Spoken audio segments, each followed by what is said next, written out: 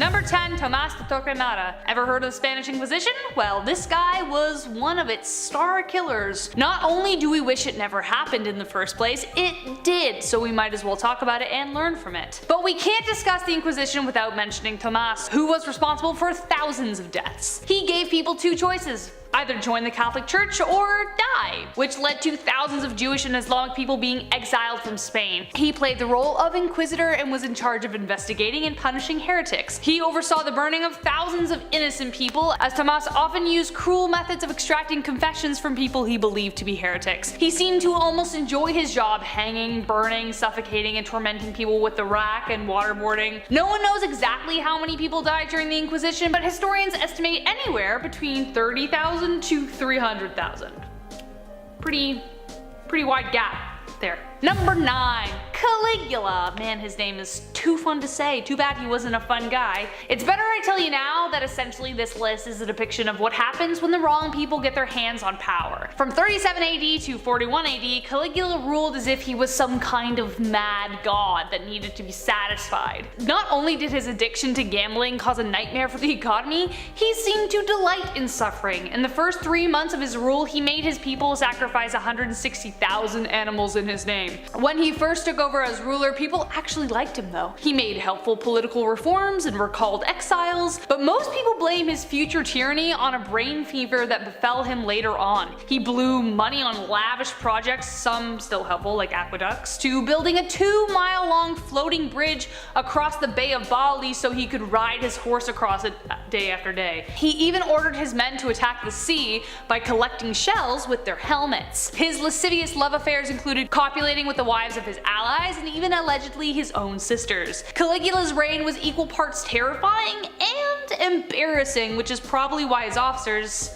stabbed him to death. Number 8. Leopold II of Belgium. During the height of colonialism, Leopold of Belgium wanted to make his mark by conquering the African Congo. As soon as I say colonialism, you know where things are going, so get ready. He made it his property, and instead of, being a good human being, he decided to establish a dictatorship instead. He made the rest of Europe think that he was acting as a good guy, so they'd give him money, then proceeded to hire mercenaries. These mercenaries were set with the task of draining as much money from the state by enforcing free labor camps. Anyone who disobeyed or failed to meet demands were severely punished and even had their limbs removed. Leopold was responsible for the deaths of 20% of the population and thankfully was stopped before he could do more damage. Roger Casement, after doing a little digging, released a report which detailed the horrors he had committed under the guise of philanthropy. He was forced to surrender the Congo, though it was considered a part of Belgium until the 1950s.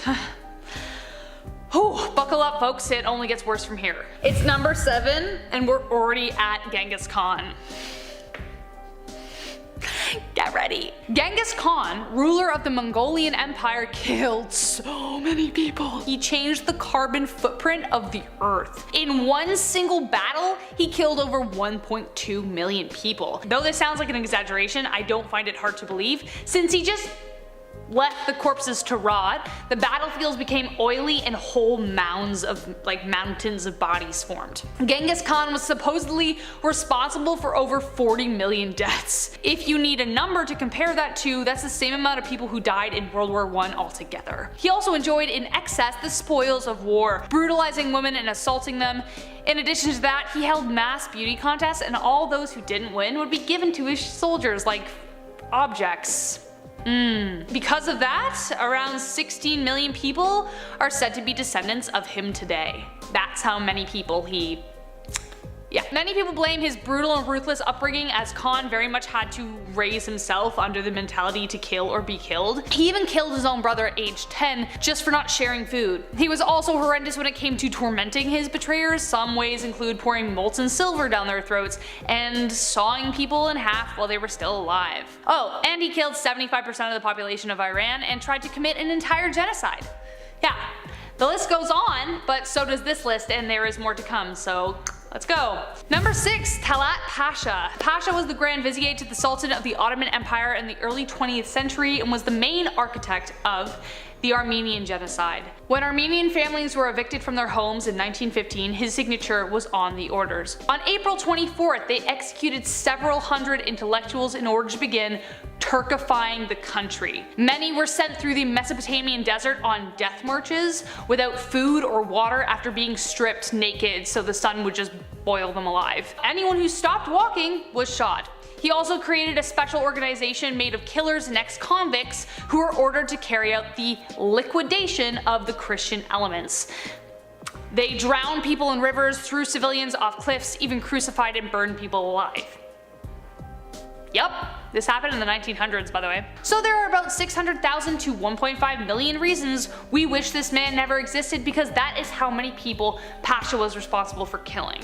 Ooh, man. In our number 5 spot today we have Charles Ng. Charles' story starts off shortly after he moved to the United States on a student visa. He dropped out after his first semester, and soon after he was involved in a hit-and-run accident. He then tried to avoid prosecution by enlisting in the United States Marine Corps, using false documents that stated his birthplace was within the United States. He was arrested by military police a year later for stealing automatic weapons, and then somehow he escaped custody, headed back toward Northern California, and this is where he met Leonard Lake, who is another real piece of work. Charles did end up going away and serving a bit of time, but it was only 18 months and he was back with Leonard, and that is when the two started their crime spree. It is believed that together the pair took the lives of somewhere from 11 to 25 different people. When Leonard was caught and brought in for questioning, he sneakily took a cyanide pill he had hidden in his jacket and took his own life, but Charles ended up standing trial. He was convicted for 11 of the killings and he remains on death row at San Quentin. In our number 4 spot today we have Sean Great. Sean is a serial killer who committed a series of crimes from 2006 until he was apprehended in 2016. Throughout his decade of criminal activity, it is thought that he took the lives of at least 5 people. So basically his story is a little confusing, but in September of 2016, Sean was arrested and later indicted for 2 killings as well as a kidnapping and harming a woman whose 911 call actually led to his arrest. At the same time, in another county next door, he was also being charged with 2 other deaths as well as another one from all the way back in 2016. This final count from all of those years ago was actually an unsolved Jane Doe case who had been unidentified for 12 years. When Sean confessed to this crime, he wasn't even sure who she was, he just said he believed her name was Dana. On May 7th, 2018, Sean was convicted on 2 of the counts, and on March 1st, 2019, he pleaded guilty to 2 of the others, and on September 11th, 2019, he pleaded guilty to the additional count. In the end, he was sentenced to death and has remained on death row since that final plea and sentencing, and he is currently scheduled to be executed in 2025. In our number 3 spot today we have the Zodiac Killer. This one had to make it on this list because while there are a plethora of terrifying people on this list, nothing is as terrifying as an uncaught serial killer, and the Zodiac is definitely the most prolific of them all. The Zodiac Killer took the lives of 5 people in the San Francisco Bay Area between 1968 and October of 1969. He was most known for targeting young couples or a lone male cab driver. Despite 2 people luckily and thankfully escaping his attempted evil doings, he has still never been caught. While no one has heard from the Zodiac since 1974, the case remains active in many different counties, and maybe one day we'll finally know who the real Zodiac is. In our number 2 spot today we have Dale Hausner and Samuel Dietman. Known as the serial shooters, the crimes these guys committed are definitely on the list of fears I have, which I'm pretty sure spawned from a Criminal Minds episode. These 2 were actively committing these crimes between May of 2005 and August of 2006. Basically, they were arsonists who would randomly set fire to objects, but they would also drive around and commit random drive-by shootings. That's the really scary part. The fire thing is also bad, don't get me wrong. There's just something about completely random violence that absolutely terrifies me. In the end, a series of tips is what led investigators to identify the perpetrators of these horrible crimes. In particular, one from a friend of Samuel who explained that Sam had actually confessed to some of the killings one night while drinking. In Dale's trial, he was found guilty of 80 out of the 87 felony charges that were brought forth, and that was all in one single trial. In the end, he was sentenced to death 6 times, and his brother, who was later found out to have assisted in some of the crimes, was sentenced to 25 years. Samuel was sentenced to life in prison without the possibility of parole. In our number 1 spot today we have the Doodler. While this nickname sounds very sweet, it, like everything else on this list, is very sinister. The nickname that this unidentified killer received is due to his practice of sketching his victims before taking their lives. This unidentified killer committed their crimes in the San Francisco area from January of 1974 to September of 1975, and they specifically targeted gay men. It is believed that 14 deaths can be attributed to this killer, while 3 others were injured in the process. Unfortunately, because of the stigma and sensitivity surrounding gay men at the time, the 3 who survived this this monster were very reluctant when speaking with the authorities for fear of being outed as a result of it. This has led to there being very little information for them to work with in terms of identifying the man responsible. For a while there was a primary suspect, but that person has never been officially charged because sadly with the Attack of the Dead Men. Now, I learned about this from a song by Sabaton, awesome band, definitely check them out, but it's based on a real-life battle that took place between the Germans and the Russians in World War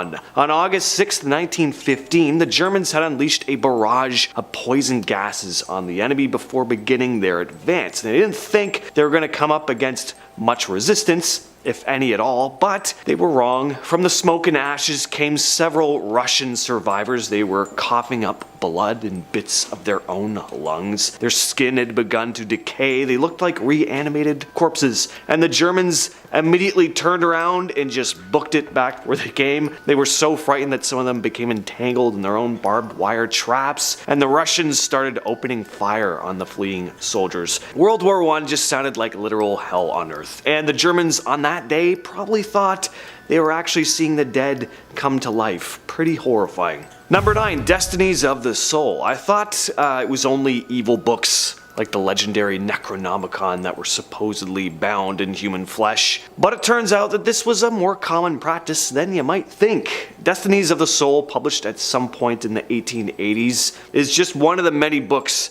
that were bound in human skin back in the good old days. And where does this book sit now? Harvard. It's been there since some point in the 1930s. Bound with Human Skin by Dr. Boland, who wrote on the inside stating, "This book is bound in human skin parchment on which no ornament has been stamped to preserve its elegance. By looking carefully you easily distinguish the pores of the skin. A book about the human soul deserved to have a human covering. I kept this piece of human skin taken from the back of a woman. It is interesting to see the different aspects that change this skin according to the method of preparation to which it is subjected. The practice of binding books this way, it was known as something I can't pronounce. Look it up there. Maybe we'll just write it. I'm not going to bother. It's going to take hours. Anyway, it dates back to the 16th century. Next up, we have the Champawat tiger. In the late 19th to early 20th century, this tigress was responsible for the deaths of an estimated 436 people in Nepal and the Kauman area of India. And that's single-handedly, mind you. This tiger was basically the real-life version of Shere Khan. At the time, her natural habitat was being destroyed to make way for farmland and timber, and many of its natural food sources were being hunted by humans in large numbers, so food was a bit scarce, and in response the tiger decided to just eat humans, and it did. Now, tigers don't often hunt down humans and eat them, but in this case she didn't really have much choice. In 1907, the rogue tiger was finally shot by Jim Corbett, an Indian-born British hunter and tracker. This tiger wasn't the only one he hunted down either. He was a colonel in the British Indian Army and was often called upon to track and slay man-eating tigers and leopards, but none were as tough as the Champawat tiger, who holds the record for the highest human death toll of any single animal. Next up on the list is Tarare.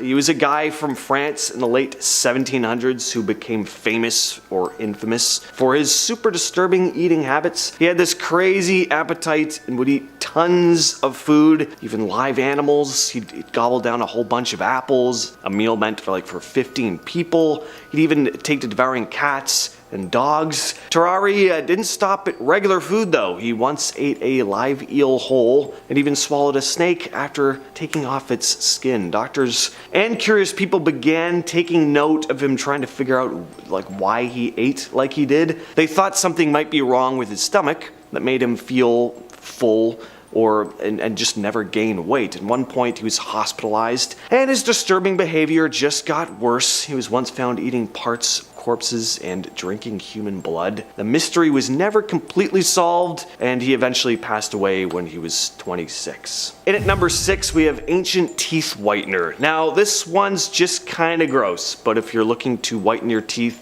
and you're on a budget, could be worth a try. Just don't say I recommended it, because I am not. So the Romans used to use urine to whiten their teeth. They dilute it with water or goat's milk and I don't know, I guess swish it around like mouthwash. The thing it's as nasty as it sounds. It did apparently work. There is ammonia in urine which acts as a cleansing agent. You can find ammonia in cleaning products like glass cleaner, for example, nowadays. Now, I'm not sure what they would have done about their breath. Not much point in having pearly white teeth if you smell like number one. It's kind of weird to think if you saw someone back then with a nice set of exceptionally bright white teeth in their mouth, you'd think like, man, that dude swishes a lot of pee. Were people like grossed out back then too? Where they're like, oh, here we go again. Gotta whiten these teeth. Things I do for these champas. Or were they just really casual about it? I'm starting to realize why this fact wasn't brought up in school. First of all, you'd never be able to get the class under control. You know, some kid would try it as a dare. The parents would be like, what are you teaching our kids? It would be a whole thing. Number 5, the headless chicken. This whole incident began in 1945 in Colorado. A farmer named Lloyd Olson tried to lob off the head of one of his chickens because it was time for dinner and his wife was going to prepare a meal for his mother-in-law. Most of the head came off, but he missed the jugular and most of its brainstem was still intact. He attempted to prep the chicken for dinner, but it was still alive. So instead of trying again, he decided to just take care of it. He used an eyedropper to give it water and would feed it small bits of corn and grains. But this day would change the course of both the Olson family and the chicken forever, as this headless bird would soon skyrocket to fame, becoming known as Mike the Headless Chicken. Together they toured the US, with Mike being showcased in freak shows and circus sideshows, which I think are pretty much the same thing. He was photographed for magazines. Everyone wanted to meet Mike the Headless Chicken. Chicks wanted his autograph. He was a sensation for 18 whole months before finally dying in 1947. The Blood Eagle. So this was a form of punishment carried out by Vikings, and it's pretty brutal. The Blood Eagle was a practice used on particularly bad enemies, traitors, or those who were deemed dishonorable. The recipient of this lovely procedure was restrained, laying face down on the ground. On their back, they would have the image of an eagle with its wings spread out, carved into them. Then the victim's ribs were separated from the spine and kind of splayed out. So in the end, they'd almost have this appearance of wings coming out of their back. And finally, the lungs would be pulled out and like splayed over the ribs, which would kind of flutter in the wind like the wings of a majestic eagle. What a cool party trick. Sounds like a fun time to be alive. Next on the list, we have the tapeworm diet. This was a bizarre weight loss method popular in the early 20th century, which involved intentionally ingesting a tapeworm in the hopes of shedding weight. Advertisements claimed that the tapeworms would consume a portion of the food in the digestive tract, leading to weight loss without altering one's eating habits. And people looking to lose weight could purchase tapeworm cysts, usually in the form of a pill from dubious sources. Once ingested, the tapeworms would grow and absorb nutrients from the host's food. As they matured, the tapeworms would reach several feet in length. Weight loss was just a side effect of malnutrition, and the body's struggle to absorb nutrients effectively due to, having a tapeworm in their stomach. This was obviously incredibly dangerous. There were complications, including abdominal pain and worse stuff. In some cases, of course, life-threatening conditions if the parasites migrated to other parts of the body, especially. And the tapeworms couldn't really be controlled or selectively removed once inside the body. And eventually, medical professionals stepped in and began to denounce the tapeworm diet as very risky and ineffective, and eventually the sale of tapeworm products started to decline, thankfully. Number 2, buried alive. Now, this is one a lot of you may know about already, but people used to get buried alive a lot, and not always on purpose. This macabre occurrence stemmed from a lack of medical understanding and limited technology. The 18th century saw especially a rise in cases of mistaken death due to various factors, like certain illnesses, accidents, comas especially. Medical professionals of the era really struggled to accurately determine whether someone was actually dead or not, leading to premature burials. Graveyards became the unintended scenes of horror, as unfortunate folks were laid to rest before they were actually dead. The fear of being buried alive was a very real concern in society at that time, which led to the invention of various safety measures to prevent people from dying in their graves, which is an odd sentence to say. Some coffins were fitted with bells or strings attached to the deceased's finger, which would be pulled from above ground in case they woke up. Then hopefully a gravedigger would hear the bell and race over to dig the person out. And coming in at number 1, we have mummy medicine. Mummy medicine was practiced for hundreds of years and involved using ground up mummy remains in medical remedies. European apothecaries believed that powdered mummy could cure various ailments due to its perceived mystical and restorative properties. The main source of these mummies was, of course, Egypt, where preserved corpses were plentiful due to natural dehydration in that dry climate. Mummies were ground into powder and added to medical concoctions believed to treat conditions ranging from epilepsy, stomach disorders, and the demand for mummies was so high that sometimes led to the deliberate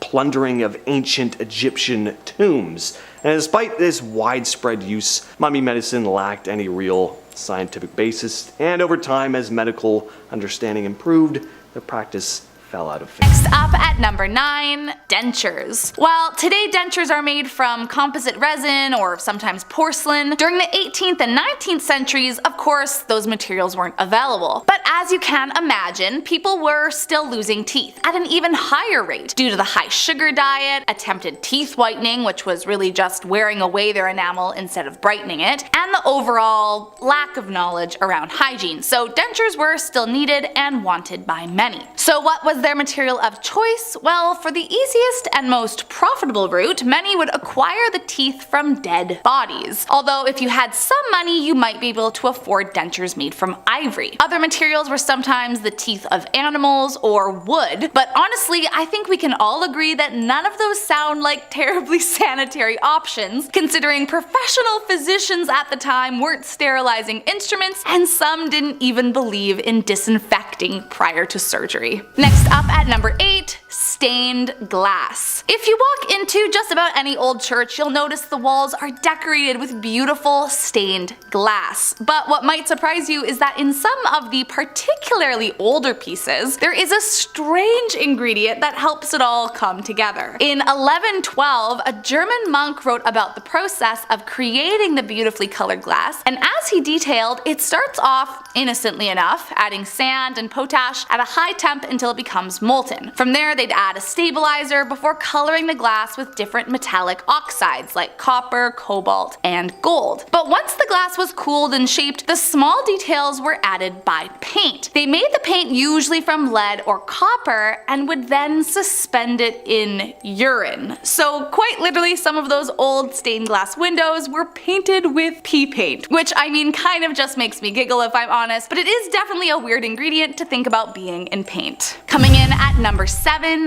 leather-bound books. Nowadays, it's unusual to even find real leather on anything, but once upon a time, the leather on books wasn't even from cows. It was from people. Called anthropodermic bibliopegi, the books were made in a similar way as they would now, but obviously with one huge difference. They used human skin instead of an animal. While there are actually only 18 confirmed books of its kind that still exist, we have no idea just how many there could have been all those years ago. Allegedly, the books were usually made from executed convicts, and during the French Revolution, there were rumors that a tannery for human skin was established outside of Paris. I mean, it kind of gives me the willies to think about it, and I'm just glad we've moved on to a different material to bind our books today. Next up at number 6, Minnie Dean. Wilhelmina Dean, or Minnie as she was often referred to, was a nanny in New Zealand during 1880 and was a well-known caretaker in her town. But something was off with the woman, and soon she began having quite the dark spot on her name and career. In 1889, one of the young people under her care suddenly died, as if out of nowhere, and initially it was viewed as a freak accident, but 2 years later the same thing happened again. Now, with 2 minors perished under her care, police decided to investigate further into the matter. After a bit of sleuthing, it was concluded that under Minnie's care, the 2 minors were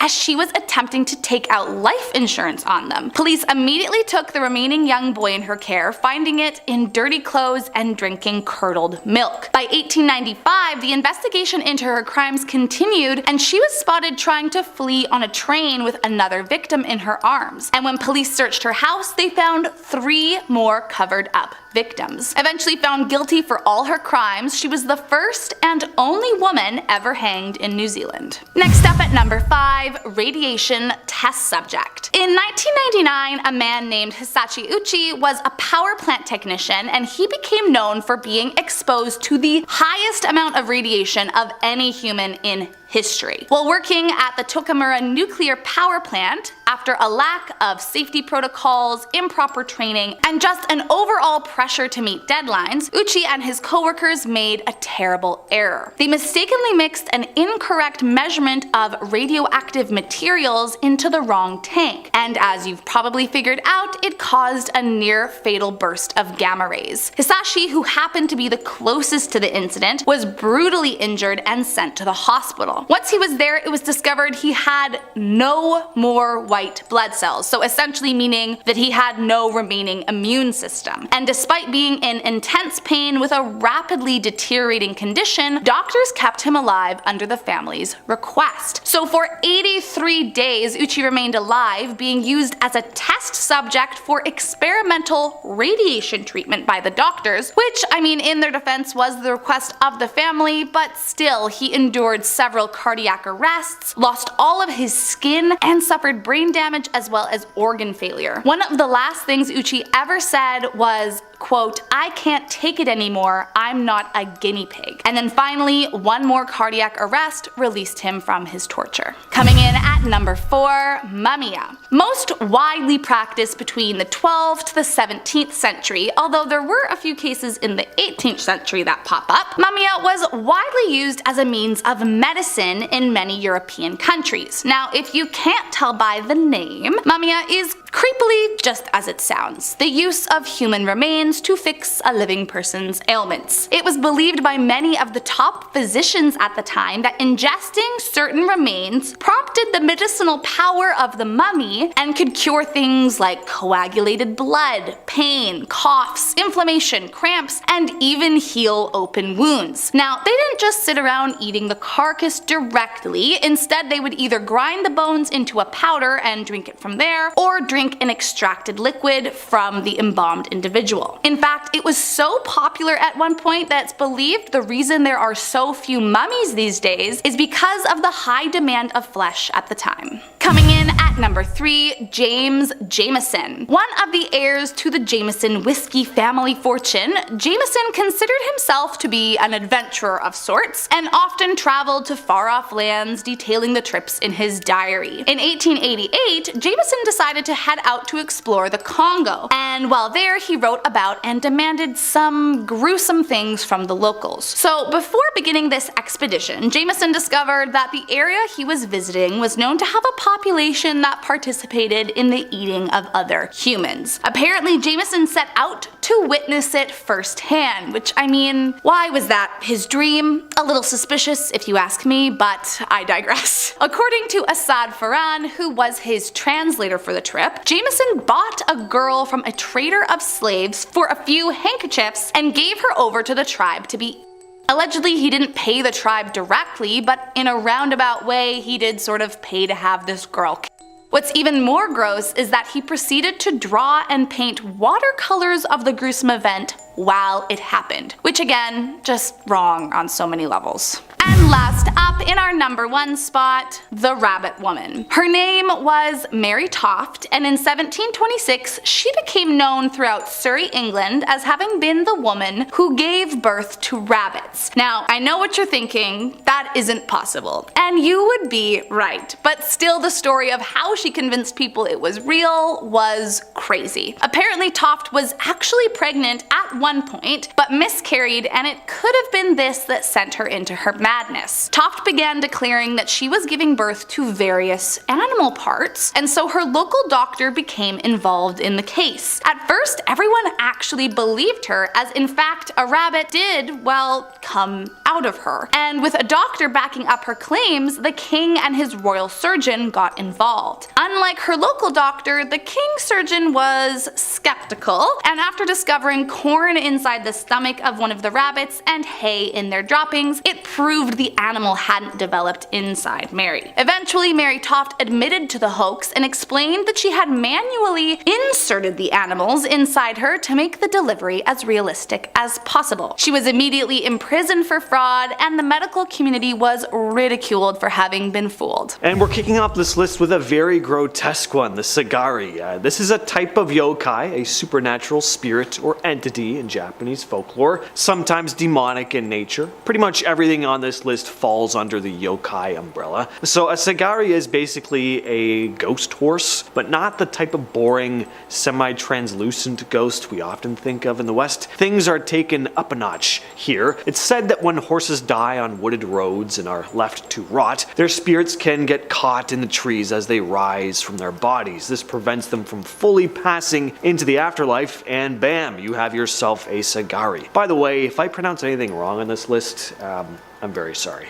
Let me know how it's actually pronounced down in the comments if you can. Anyway, these tree-bound spirits aren't going to do a whole lot to you, but they scare the hell out of travelers, dropping down from their tree and neighing and screaming into the night as people pass, kind of like an animatronic ghoul that pops out in a haunted house. Only here you're not really expecting to see one. Plus, a horse with its neck wrapped around a tree is not something you're ever expecting to see, even in a haunted house. What a terrifying idea. Depictions of these things are just so freaky. It's just a head in this mangled mess hanging from a tree, like a demonic ornament or something. Yeah, really gnarly. If you are liking the videos so far, we got plenty more just like this, or better.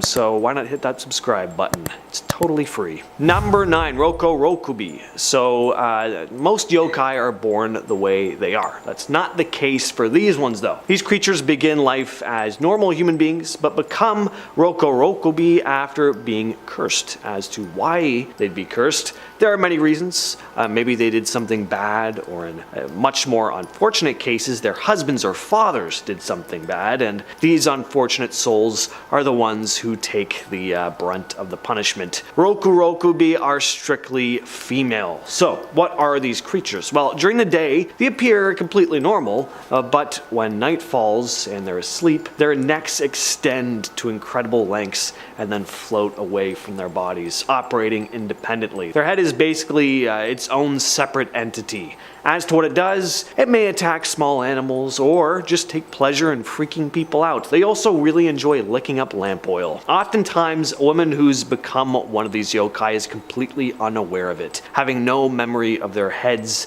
mischief the night before. Next up, we have Nore Onna. This yokai was likely a heavy inspiration from Orochimaru from Naruto. You could find these snake-like yokai in rivers and coasts around Kyushu. Once again, these are a type of yokai, but of the more harmful variety. So far, we've looked at creatures that are just freaky, but Nore Onna consume human flesh. They look like massive-sized snakes, but with the head of a woman with ghastly serpentine features. Usually, they'll have yellow eyes and a forked tongue. They also have long, matted black hair, always appearing to be soaking wet. Now, if you were strolling down the beach and saw a giant snake lady slithering towards you, you'd probably just turn around and then leave. But these creatures are deceptive. They'll often take the form of a normal woman, luring unsuspecting passersby to get close to them. Sometimes they'll act like they're in distress, holding what looks to be a baby, and when their prey gets close enough, they take on their true form, sinking their fangs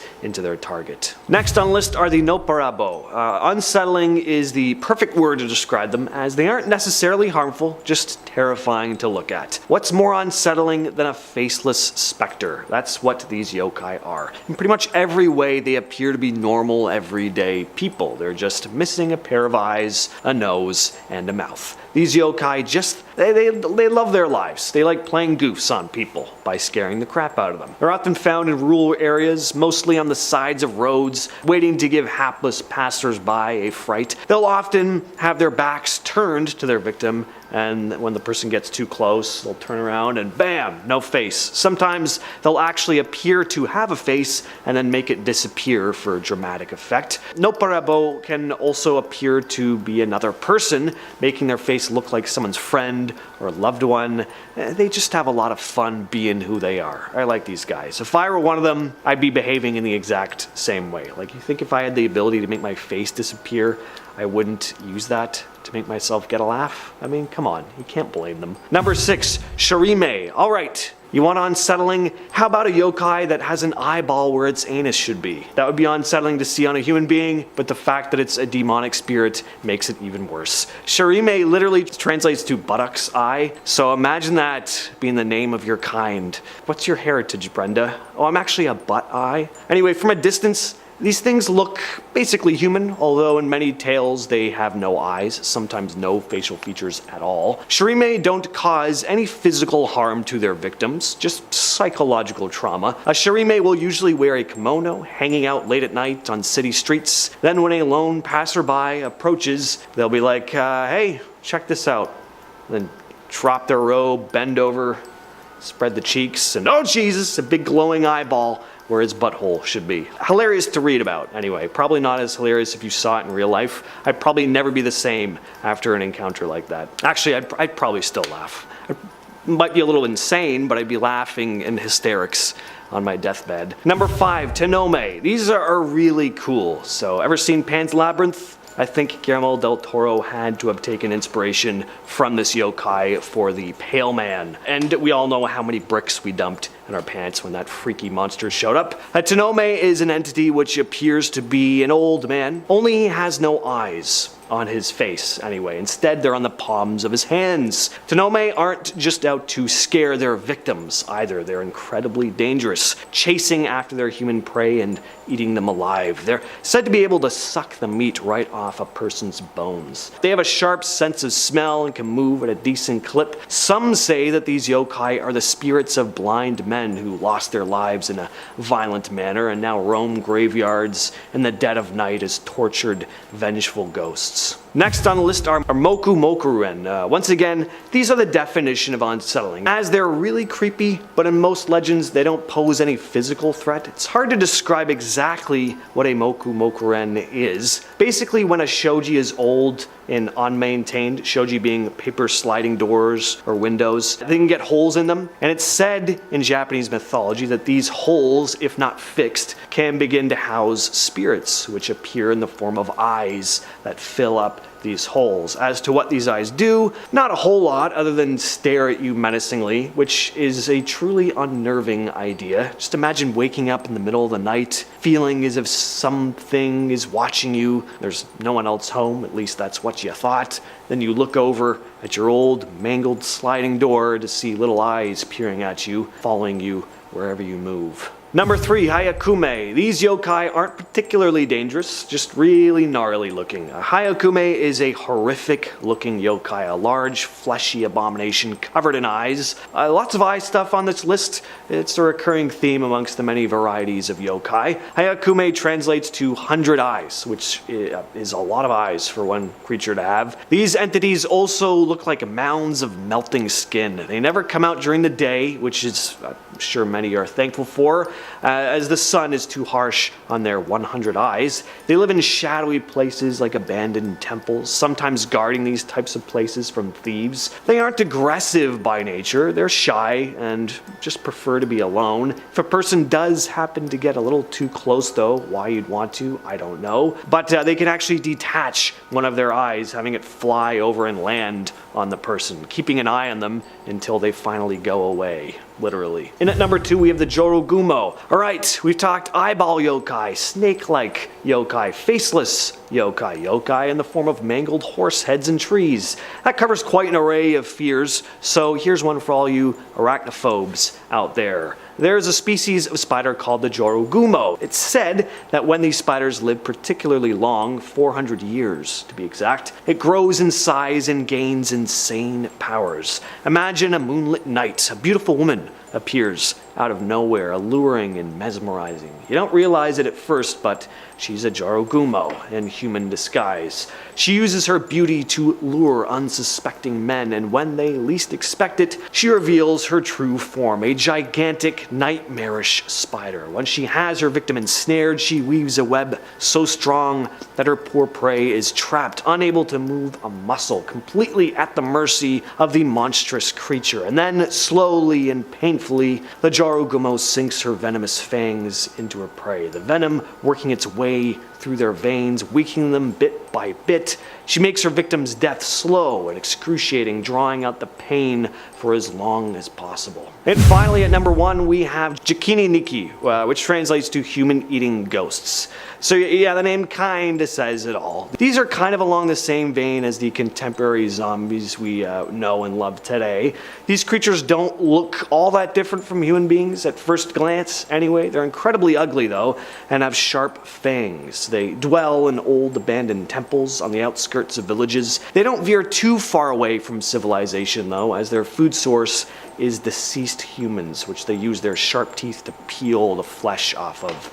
As to how these creatures come about, these are once again yokai who were born as normal people and were either cursed somehow or, for whatever reason, just took a liking to consuming human flesh, and the more they ate, the more they were corrupted until they changed, becoming one of these flesh-eating monsters. Off in our number 10 spot, we have Quincy Allen. Quincy Allen is a man who went on a crime spree between July and August of 2002 where he took the lives of 4 people. His crime spree was actually inspired while he was in prison serving time for stealing a vehicle. It was here that a fellow inmate decided to start recruiting others and told him that he could get Quincy a job as a mafia hitman. When Quincy was released, he decided to buy a shotgun so he could start practicing. Man, I really wish he showed this kind of dedication to literally anything else. Quincy started off this horrific crime spree on July 7th, 2002 by attacking a 51-year-old homeless man who was sleeping at the time. Luckily, this man was able to survive the attack. His crimes continued until he was arrested on August 14th, 2002. After his arrest and trial, Quincy received a sentence of death and is still on death row awaiting execution. His sentencing did not deter him from the criminal life, however, as in 2009, Quincy, along with another inmate, planned an attack on a correctional officer at the prison they both reside at. Quincy was intended to be executed on January 8th, 2010, but there was a stay of execution that was accepted, and as of July 26th, 2022, literally just over a month ago, Quincy's death sentence was overturned. In our number 9 spot today, we have the Golden State Killer. The Golden State Killer is one of the most famous serial killers of all time, and he managed to elude police for 30 years. From 1973 to 1986, the GSK was responsible for taking the lives of 13 people, harming 50, and 120 different burglaries all across California. Throughout the investigation process, he used different tactics to both taunt and threaten police and victims, which is just another level of being messed up. If you don't know how this story ends, buckle up though, because it is wild. So you know those like family DNA tests like 23andMe where you send in your DNA and then they send you back your genealogy? Well, basically these kinds of services helped identify who the real Golden State Killer was. In 2018, when Detective Paul Holes and FBI lawyer Steve Kramer uploaded the Golden State Killer DNA profile, which they were able to obtain from the crime scenes, to the website GED Match, they were able to find 10 to 20 people who had the same great-great-great-grandparents as this DNA match. From there, a genealogist made a large family tree, and then they were able to single out 2 main suspects. After covertly collecting DNA samples from one of the suspects and comparing them to the crime scene DNA, they were finally able to arrest Joseph James D'Angelo, who is the Golden State Killer. After decades of waiting, the victims of his crimes were finally able to see justice served as he was sentenced to 12 life sentences plus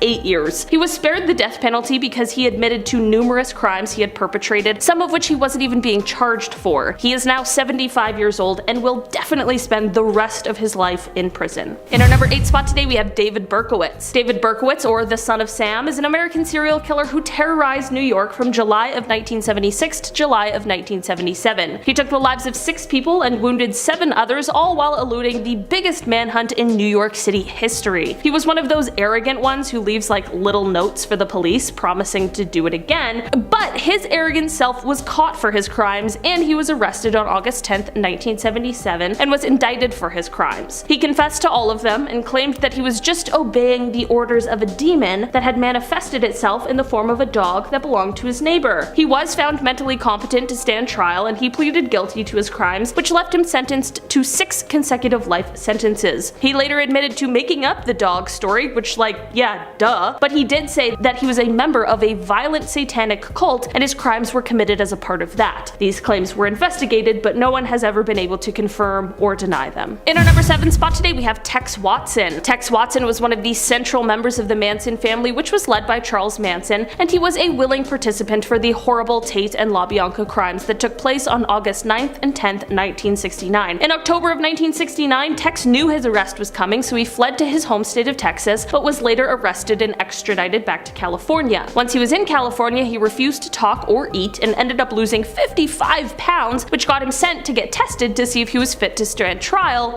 which he was. In 1971, he was convicted on 7 counts of first-degree unalive and 1 count of conspiracy to commit unalive. He originally received a death sentence, but it ended up being commuted to life in prison. Get this, you guys, though, he was able to release a book while in prison, and he got married, and through conjugal visits, he was able to have 4 children. 4 children. But thankfully in 1996 they banned those kinds of visits for people serving life in prison, and in 2003 he got divorced because his wife had met someone else. Like, I hope so. In our number 6 spot today, we have Scott Erskine. Early in life, Scott began to commit violent crimes against others that I truly cannot even speak about here on YouTube, they're so bad. He spent 4 years in prison for one of these crimes when he was around 17 years old, but when he was paroled after the 4 years, he immediately began committing crimes again. In 1993, Scott invited a woman who was waiting for the bus into his home and ended up holding her hostage for several days. After letting her go, he was quickly arrested and ended up being sentenced to 70 years in prison. This is when he had to submit DNA to a database, and in March of 2001, that DNA was matched when the cold cases of the unsolved killings of Jonathan Sellers and Charlie Keever were reopened. In 2004, a jury sentenced him to death, and 6 days later he was transferred to San Quentin. In an interesting turn of events, Scott did die on death row, but it wasn't due to a scheduled execution. Scott died a couple of years ago in July of 2020 after contracting COVID-19. Starting off in our number 10 spot, we have lobotomies. Did you know that it used to be common practice for people to just get a part of their brain cut out? Okay, well, maybe not common, but it wasn't as uncommon as you would hope. Lobotomies used to be considered an excellent and efficient cure for things such as mental health problems, which thankfully is a practice that has not survived for a very good reason. Of course, in modern medicine they do still exist, but only when actually necessary, and there is of course a lot more knowledge about the dangers and effects. One well-known person to have undergone one of these procedures was Rosemary Kennedy, who was John F. Kennedy's sister. She was experiencing seizures as well as mood swings, and while the seizures certainly were something that needed to be looked after for her health, I'm not sure if the mood swings necessarily needed some kind of medical intervention. Anyways, to cure her, they had a lobotomy performed on her. This procedure left her with the mental capacity of a 2-year-old, and she could no longer speak or walk properly. After this, she spent most of the rest of her life hidden away, and it was thought that her family did this because they were ashamed of her, which is both horrible and so sad. In our number 9 spot today, we have the English Civil War. This might be something that is taught more often in English schools, but admittedly it's something I didn't even hear mentioned throughout my time in school. This was actually a series of civil wars that took place between 1642 and 1651, and while it is often referred to as one event, it can be divided into 3 separate wars. These wars were mostly in relation to the manner of England's governance as well as pertaining to religious freedoms. The first war was from 1642 to 1646, and the second was from 1648 to 1649. Both the first and second wars saw supporters of King Charles I battling against supporters of the Long Parliament. The third war took place from 1649 until 1651, and this one saw the supporters of King Charles II fighting against the supporters of the Rump Parliament. In the end, these wars saw the execution of King Charles I, the exile of his son King Charles II, and the replacement of of the English monarchy with the Commonwealth of England. There's so much more information about what went on and who was fighting in these wars, but I unfortunately don't have time to cover all of it in the short amount of time we have, but it certainly was a revolutionary period for England, Scotland, and Ireland, and it really was concerned with how these three kingdoms should be governed. In our number 8 spot today we have William the Conqueror. This one is a bit more well known than some of the others on this list today, but I want to specifically talk about one thing in reference to this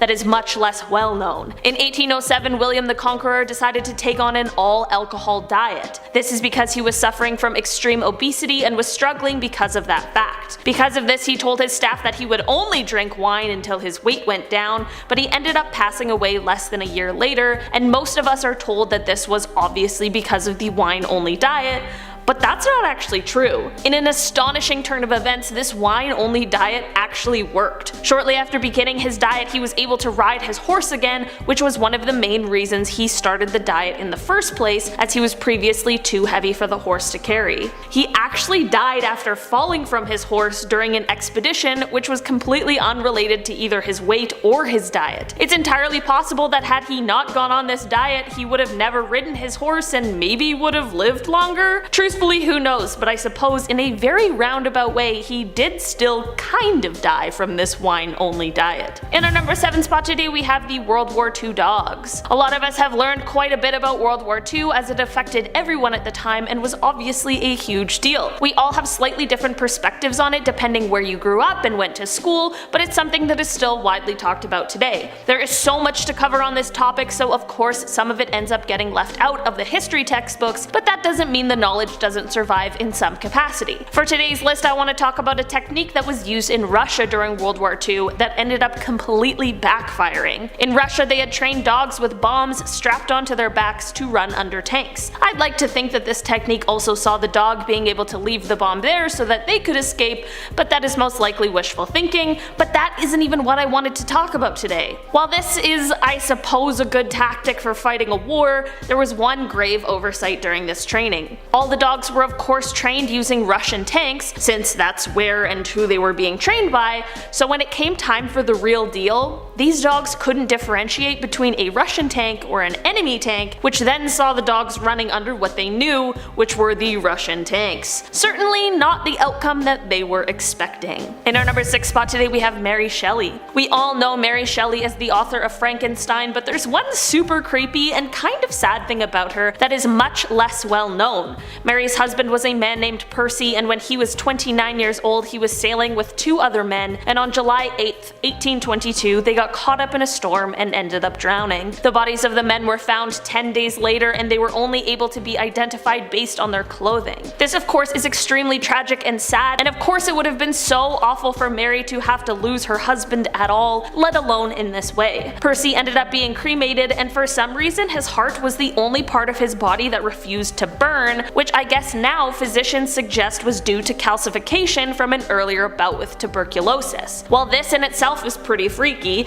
at first Percy's friend Lee Hunter ended up keeping his heart, but later it was turned over to Mary. Instead of disposing of the heart or doing anything normal with it, Mary ended up keeping the heart, and she carried it with her for years. No one knew about this odd little keepsake until a year after her death, when it was found in the drawer of her desk, wrapped up in the pages of one of his last poems. What a simultaneously heartbreakingly beautiful, but also ultra creepy story. The heart ended up being buried in the family vault with Percy and Mary's son after he passed away in 1889. In our number 5 spot today, we have strange medicine. It's not necessarily uncommon for us to hear about strange things that people in the past used to do, but sometimes those strange things are also disgusting. It was extremely common in the past for people to use human remains as a form of medicine. You'd think at some point they'd realize that these remains truly were doing more harm than good. Well, I guess we did, but it did go on for much longer than it should have. The cannibalistic treatments would consist of things such as blood, ground up human skull, and even human fat. Tomb raiders would even steal remains in order for them to be sold to the wealthy, which is incredibly dark, and apparently mummy remains were the ideal remains for these sorts of things, which led to a shortage of mummies. I never thought I'd be in a position where I'd be talking about a shortage of mummies, but truly anything can happen over here at Most Amazing Top 10.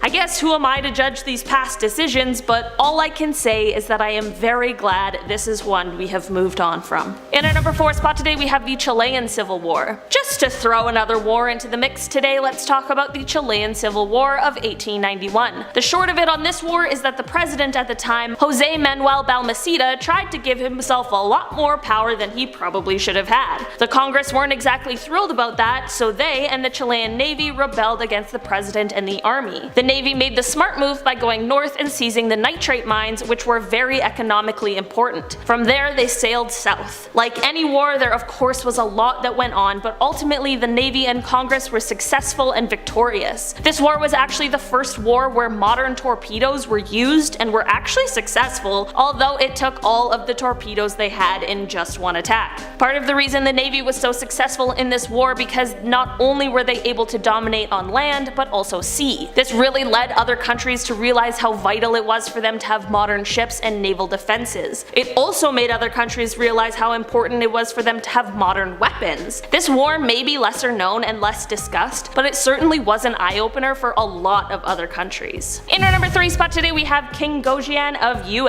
King Gojien of Yue had his reign from 496 BC until 465 BC. His reign took place during what was arguably the last major conflict of the spring and autumn period, and he was able to lead his state to victory, but it certainly wasn't an easy road or without some very creepy happenings. The major conflict he led his state through was the war between Wu and Yue, which started when a Yue princess, who was married to a prince of Wu, left her husband and fled back to Yue. I mean, this of course wasn't the only thing that caused the war, but it certainly sparked the fire. King Gojien was an extremely humble king, as he wouldn't relish in the riches he had as most royals would. Instead, he ate the same food as peasants and often would leave himself hungry in order to remember that he was in a position to serve his state. Okay, so you might be sitting there wondering when I'm going to get to the scary historical event that you came to this video for, so here it is. As I mentioned before, he was able to lead his state to victory, but of course a war involves a lot of sacrifice and some pretty horrific happenings. King Gojien's army was very well known for their ability to scare their enemies before battle began, and this is because their frontline consisted of criminals who had been sentenced to death. In this time, there wasn't lethal injection or the electric chair,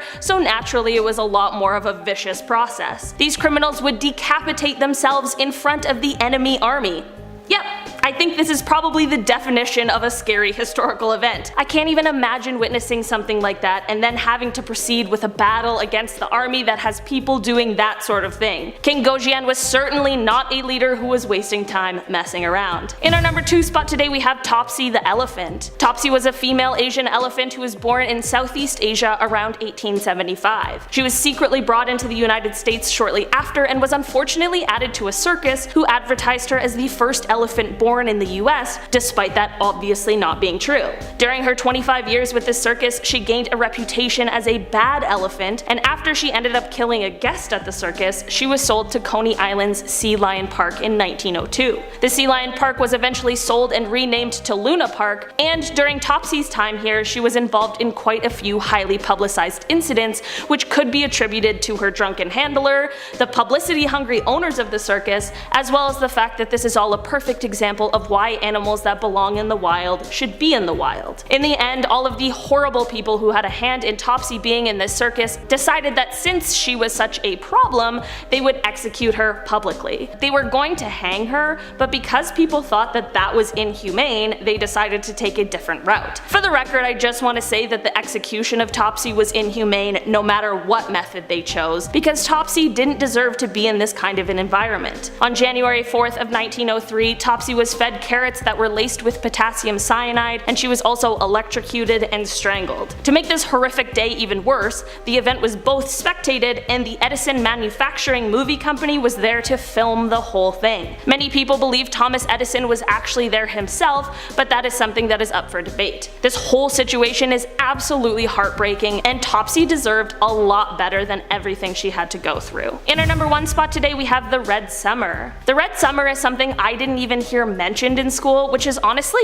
absolutely shocking. I'm hoping this is something that is more commonly taught than I think it is, because it certainly is very important. The Red Summer is the term used to refer to the period from the late winter through to the early autumn of 1919, in which white supremacists and racial riots took place in more than 36 cities across America. Some of the more well-known race riots that took place during the Red Summer were the Chicago and Washington, D.C. riots, and the Red Summer also saw the Elaine massacre that took place in Elaine, Arkansas, which saw the deaths of between 100 to 240 black Americans. These anti-black riots are said to have developed from a multitude of post-World War I tensions, such as the economic slump and the competition in job and housing markets. In 1919, it certainly wasn't uncommon for there to be race riots and a multitude of white-on-black violence, but the Red Summer really marked some of the first race riots in which black people in number stood up to the white supremacy, resisted, and fought back. During the Red Summer, a civil rights activist named A. Philip Randolph publicly defended the right of black people to self-defense. It is said that between January 1st and September 14th of 1919,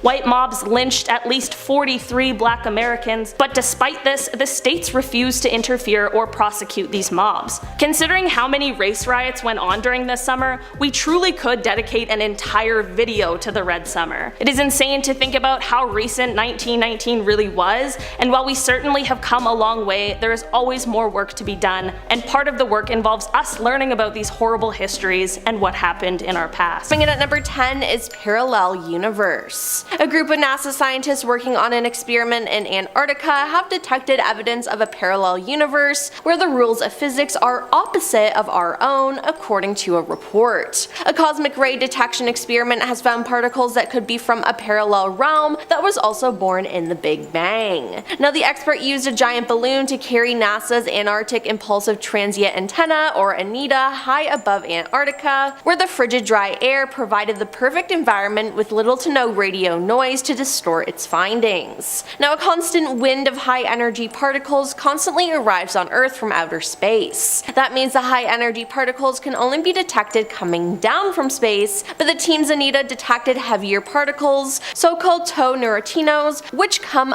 up out of the Earth. Now, the finding implies that these particles are actually traveling backward in time, suggesting evidence of a parallel universe. The simplest explanation for the phenomenon is that at the moment of the Big Bang, 13.8 billion years ago, two universes were formed, ours and the one that from our perspective is running in reverse with time going backwards. We're left with the most exciting or most boring possibilities, said Ibrahim Safa, who worked on the experiment. Number 9. Million-year-old DNA. In the fall 2022, scientists announced that they uncovered million-year-old DNA just north of the continent of Antarctica. Yeah, a million years old. Now, scientists actually accidentally collected the unusual genetic samples up to 584 feet beneath the seafloor as part of a 2019 survey led by the International Ocean Discovery Program in the Scotia Sea north of mainland Antarctica. The ancient sediment that was discovered is now the oldest marine DNA found from seafloor sediments. The team looked closely at damage patterns within the recovered DNA fragments to establish exactly how old they were. Now, the oldest fragments clocked in at around 1 million years old. Now, until now, the oldest Cele DNA, which was found locked inside Arctic permafrost, dated to around 650,000 years ago. Now, this DNA will be analyzed and studied by scientists, as it will tell us a lot about the polar marine ecosystem, as well as how climate change may affect Antarctica. Number 8. Earthquake swarms. A series of earthquakes was recently discovered all the way in Antarctica, the southernmost continent. Now, scientists discovered earthquake swarms occurred along the Shetland Plate and the Antarctic Plate.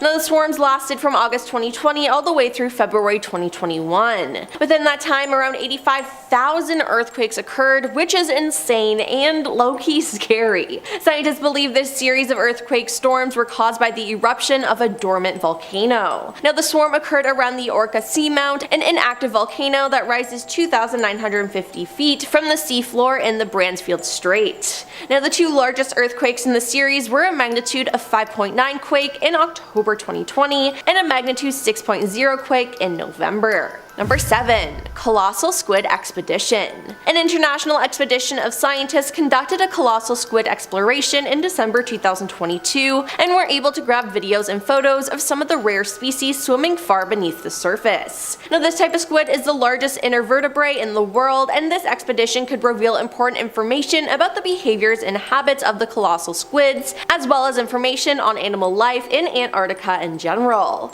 Now, this species was first discovered in 1925 1995, so the goal of the scientists was to capture footage of this majestic creature before the 100-year anniversary of its discovery. Now, while this discovery in Antarctica is still underway, there is much more we can learn about these creatures. Number 6. Meteorite. In January this year, on an excursion to the icy plains of Antarctica, an international team of researchers discovered 5 new meteorites, including one of the largest ever found on the continent. Now, the rare meteorite is about the size of a cantaloupe, but weighs a hefty 17 pounds. The specimen is one of only about 100 that size or larger discovered in Antarctica, a prime meteorite hunting location where more than 45,000 space rocks have been tracked down. Now, the exceptional find is heading to the Royal Belgian Institute of Natural Sciences in Brussels, where it can be studied. Maria Valdez, a research scientist at Chicago's Field Museum of Natural History and the University of Chicago, who is part of the expedition team, has kept some of the material for her own analysis. She'll take her samples and use strong acids to dissolve them before a process called calibrated chemistry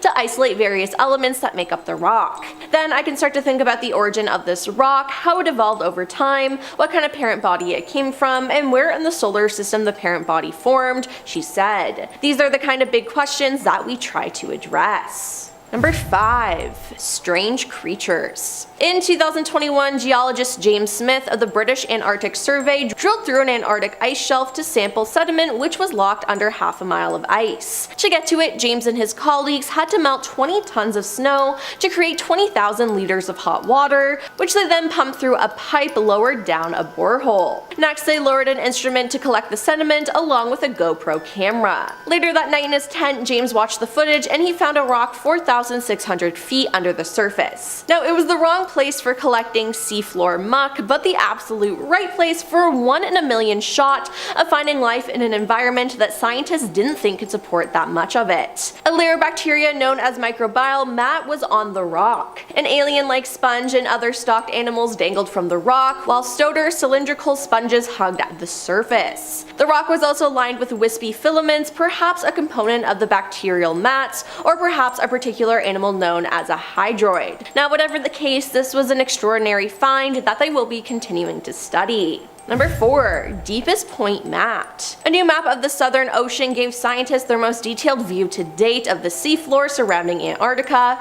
including its deepest point, the Factorian Deep. Resting at a depth of around 24,400 feet below sea surface, or 17 Empire State Buildings stacked top to bottom, the Factorian Deep was only discovered in 2019. But until now, researchers had no idea how it fit together with the surrounding seafloor. The new map draws from more than 1,200 sonar data sets collected mostly by science vessels and covers more than 18.5 million square miles of the seafloor. Researchers hope to use the sea bottom chart to identify underwater mountains or seamounts that might be hotspots for marine life. Number 3. Blood Falls. In the McMurdo Dry Valley, a bright crimson 5-story waterfall pours out of Taylor Glacier into Lake Bonny. It looks like a gush of blood from a wound in the ice, but scientists have recently discovered the cause behind this mysterious phenomenon. The water that feeds Blood Falls was once a salty lake that is now cut off from the atmosphere due to the formation of glaciers on top of the lake. Now, the water is preserved 400 meters underground and has become even saltier over time. It's now 3 times saltier than seawater and cannot freeze. The salt water is also extremely rich in iron and completely devoid of oxygen and sunlight.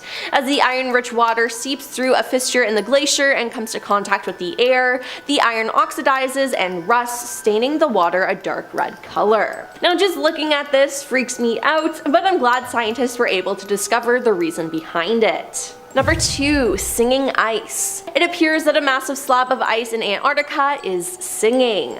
The Ross Ice Shelf is the largest ice shelf in Antarctica. It's several hundred meters thick and covers an area of over 500,000 square kilometers, around the size of France. Scientists have recently discovered that the Ross Ice Shelf sings an eerie melody caused by the winds blowing across the snow dunes. The winds create surface vibrations and almost non-stop seismic tones. Now, the vibrations aren't audible to human ears, and scientists used seismic sensors to hear the tune. Now, the song was actually discovered by accident after seismic sensors were installed on the ice shelf to observe other behaviors. Now, scientists have since discovered that the song changes in response to the environment, such as melting or storms shifting the snow. They're now using the song as a tool to monitor the ice shelf in real time, tracking its stability and vulnerability for collapse through the seismic humming.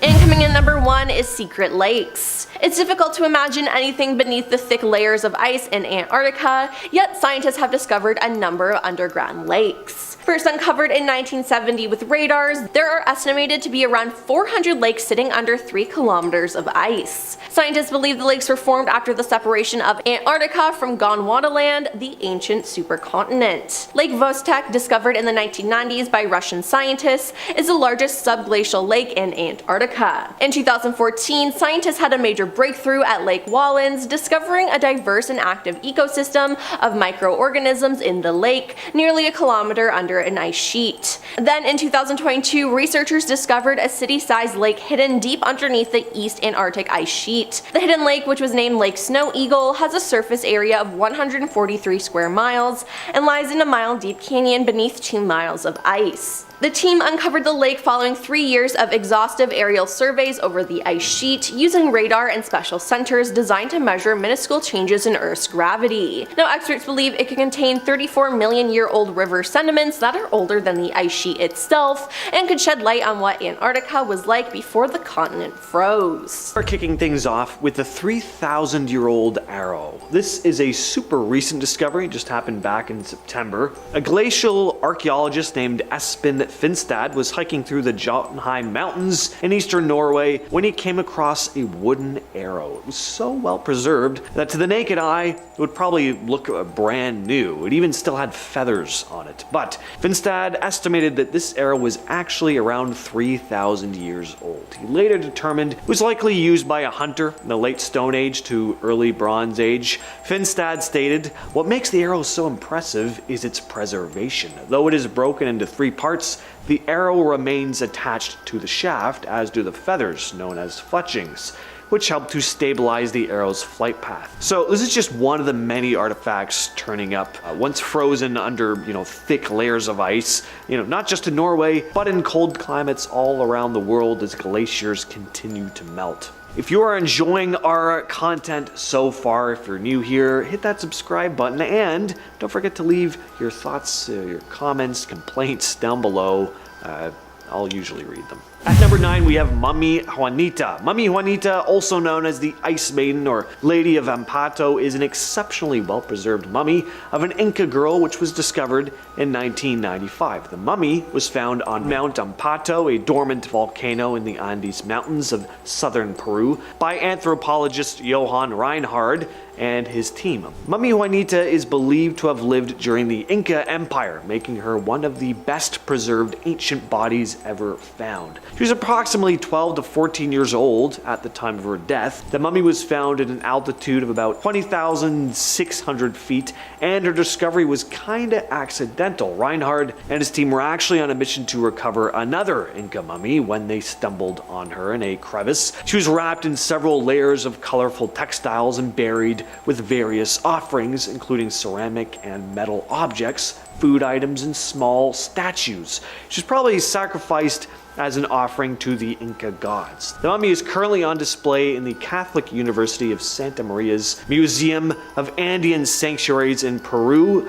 So get over there immediately. Tap on her glass encasing and tell her Uncle James said hello. First person in the comments to do that will receive a wink emoji from me and a $10 gift certificate to Walden Books. Number 8, the Mammoth Mummy. No, this is not a giant-sized human mummy. That would be pretty awesome. This is pretty awesome too, but it's a mummified woolly mammoth. In 2010, a team of Russian scientists found a well-preserved mammoth in Siberia, later named Yuka. She was a young mammoth, about 6 to 8 years old, and lived around 39,000 years ago. Yuka's body was in really good shape. Its body measured about 2.5 meters in length, and it was remarkably intact, with her trunk bones, some of her flesh, hair, and even eyes still preserved, making her one of the most well-preserved mammoth specimens ever found. It's pretty incredible to see, not that I've ever seen it in person, but based on pictures and video that I have seen of it,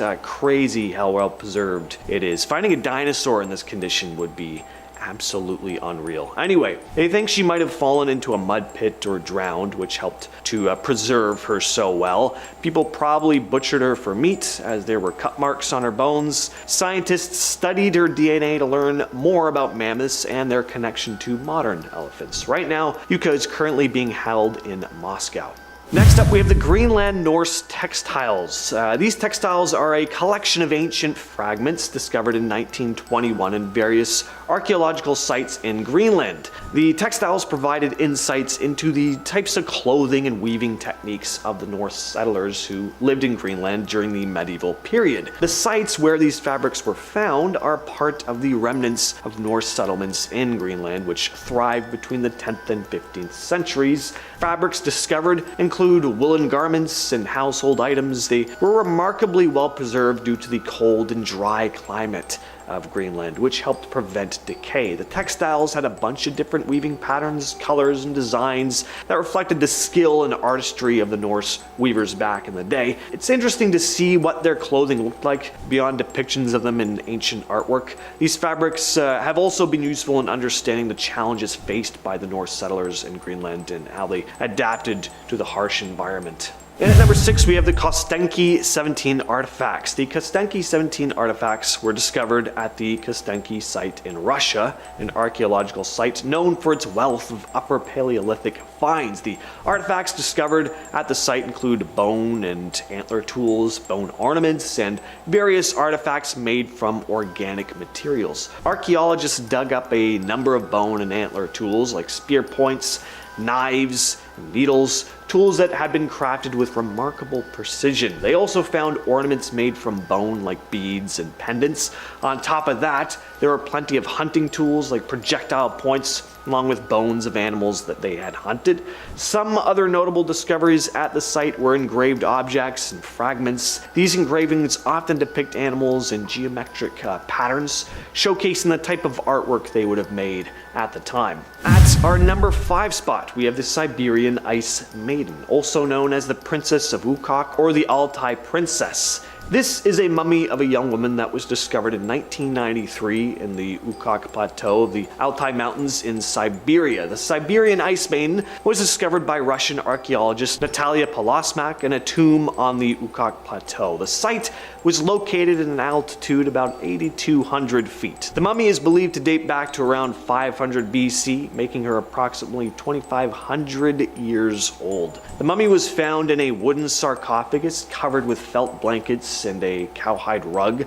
She was dressed in intricately woven garments made of wool and felt that was also adorned with jewelry, earrings, a necklace, various ornaments made of gold and other precious metal. So it's likely she held a high social status within the community. Her burial seemed to have been part of a complex ritual too, which led the archaeologists to believe she could have been a priestess or a noblewoman. Number 4, the Etherican brown bear. 2019, scientists made a pretty cool discovery in Siberia. A thousands-year-old brown bear carcass preserved in the permafrost. The ancient brown bear carcass was discovered by reindeer herders. It was incredibly well preserved because of the permafrost conditions, which prevented decay. The carcass dates back approximately 3,500 years, placing it in the late Bronze Age. This age estimation was made through radiocarbon dating, a technique used to determine the age of organic materials based on their content of carbon-14 isotopes. Next on the list is Quede Dan Shinichi, which was the name given to a remarkably well-preserved body discovered at Tachanshini Alaska Provincial Park in British Columbia, Canada. Quede Danshinichi was discovered by hunters in the remote wilderness northwestern British Columbia. The body was found partially buried in the ice, surrounded by a variety of artifacts. He was believed to have lived over 550 years ago, around the early 15th century, a member of one of the indigenous tribes that inhabited the region during that time. The body's preservation was due to the glacier ice, which acted as a natural freezer, protecting the remains from decomposition. And along with the body, again, a variety of artifacts were discovered. There was a robe made from animal hides, a spruce root hat, a woven mat, a walking stick, various tools made from stone and bone. The body was then ceremonially reburied in 2000 following traditional rituals and protocols. Coming in at number 2, we have the Landbreen tunic. In 2011, during archaeological excavations in Landbreen, Norway, this ancient piece of clothing was discovered. The tunic was a remarkable archaeological find, revealing more information about ancient Norse clothing and textile techniques. The Landbreen site in the mountains of Norway was once frequented by travelers during the Roman Iron Age, approximately 300 to 500 AD. Because of the ice and snow in the region, many artifacts, including textiles, have been incredibly well preserved. And the tunic, it's made of wool, dates back to around 230 AD. It's a tunic-style garment with a natural brown color, a simple design. It has a twill weave, a pattern commonly used in textiles in that era. Just think of how much of our clothing, by the way, is going to be left behind after we eventually leave Earth or go extinct, let alone all our other crap. We churn out so much stuff on a constant basis, more so than at any point in history. I think finding stuff from this era is going to be so common in the future that it'll be more of a nuisance rather than a remarkable find. Finally though, taking that number 1 spot is Otzi the Iceman. Now, why is this number 1?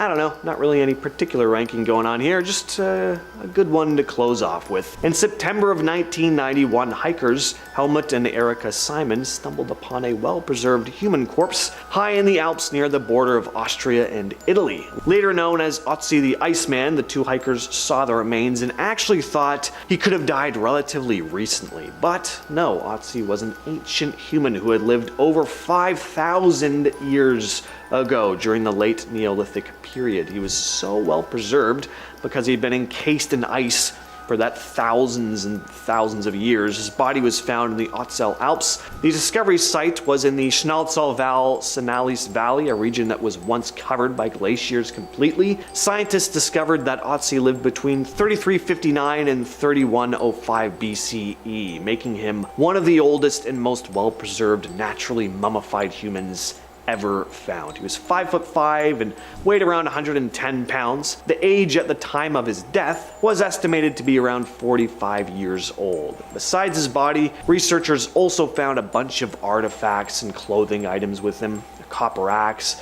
a quiver of arrows, a bearskin cap, and a coat made of woven grass and hide. Otzi's remains and belongings are currently housed in the South Tyrol Museum of Archaeology in Bolzano, Italy. Starting off this list in our number 10 spot, we have Heraclitus of Ephesus. Heraclitus of Ephesus was an ancient Greek philosopher who helped push the notion that the universe is in constant change, as well as the unity of opposites, where the universe is a system of balanced exchanges. This is all fine and well, but where things get troublesome is in his own personal life. Heraclitus was a misanthrope, and his dislike for humankind led him to having long stretches where he was quite isolated. He would wander through the wilderness alone, surviving on plants and other things that he could scavenge. In the end, he came down with a pretty terrible and painful illness called dropsy, which is an accumulation of fluid underneath the skin. Doctors were unfortunately unable to help him, so he took matters into his own hands. He decided to cover himself in cow dung under the belief that as it dried, it would draw the moisture out from under his skin. This could have been a genius idea, albeit super gross, but things took a very, very dark turn. Covered in the dung, he laid out in the sun to dry, but the dung created a body cast and it left him unable to move. This inability to move also left him unable to shoo off the pack of wild dogs that ended up surrounding him. So, unfortunately, he was eaten alive. I guess I can understand why this one may have just been left out of history class. In our number 9 spot today, we have Kurt Gödel. The Austrian-American philosopher and mathematician Kurt Gödel lived from 1906 to 1978, and he made quite a name for himself. Being compared to the likes of Aristotle and Einstein, he is best known for his incompleteness theorem, which was a very significant mathematical result. He was obviously very successful and found himself teaching and educating a younger generation, but similar to who we just talked about, his personal life is where things got quite dark. When he was 6 years old, he had a case of rheumatic fever which left him quite ill for the rest of his childhood. This led him to first being pretty preoccupied with his health, and unfortunately this turned into hypochondria, which then led him down a path of complete paranoia. He ended up having an irrational fear of getting poisoned, so to avoid this he would only eat food that had been prepared by his wife, who also had to taste it beforehand. Sadly, his wife was hospitalized in 1977 for 6 months, which obviously left her unable to prepare food for him. I'm not exactly sure why he couldn't just prepare the food himself, but during this period he refused to eat, which eventually led to him starving to death. In our number 8 spot today, we have prohibition poisoning. I'm sure most of us learned about the prohibition at some point in school, which of course was the outlaw of the consumption of alcohol, which was done with a ban being placed on the production, importation, transportation, and sale of alcohol by the US government from 1920 to 1933, but it is just as well known that this ban certainly did not stop people from producing or consuming alcohol.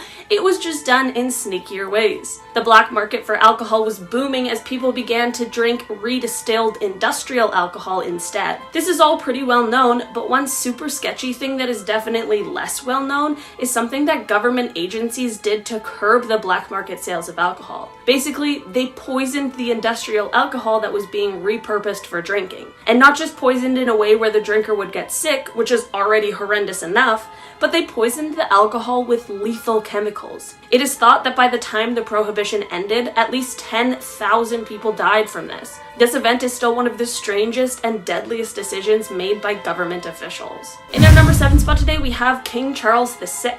King Charles VI started off his reign by being very well loved and respected, but as time went on over his 4 decades of ruling, he ended up being known as Charles the Mad. His erratic behavior had him hacking up nights, imagining that he was St. George, and he would also have bouts of amnesia where he would be able to recognize some people, but not his wife and children. This is all very strange and of course quite sad, as he was very obviously exhibiting signs of extreme mental illness, but one of the strangest symptoms was him believing that he was made of glass. He was terribly frightened of falling or being jostled too hard, and he would actually insert iron rods into his clothing to try and keep from shattering.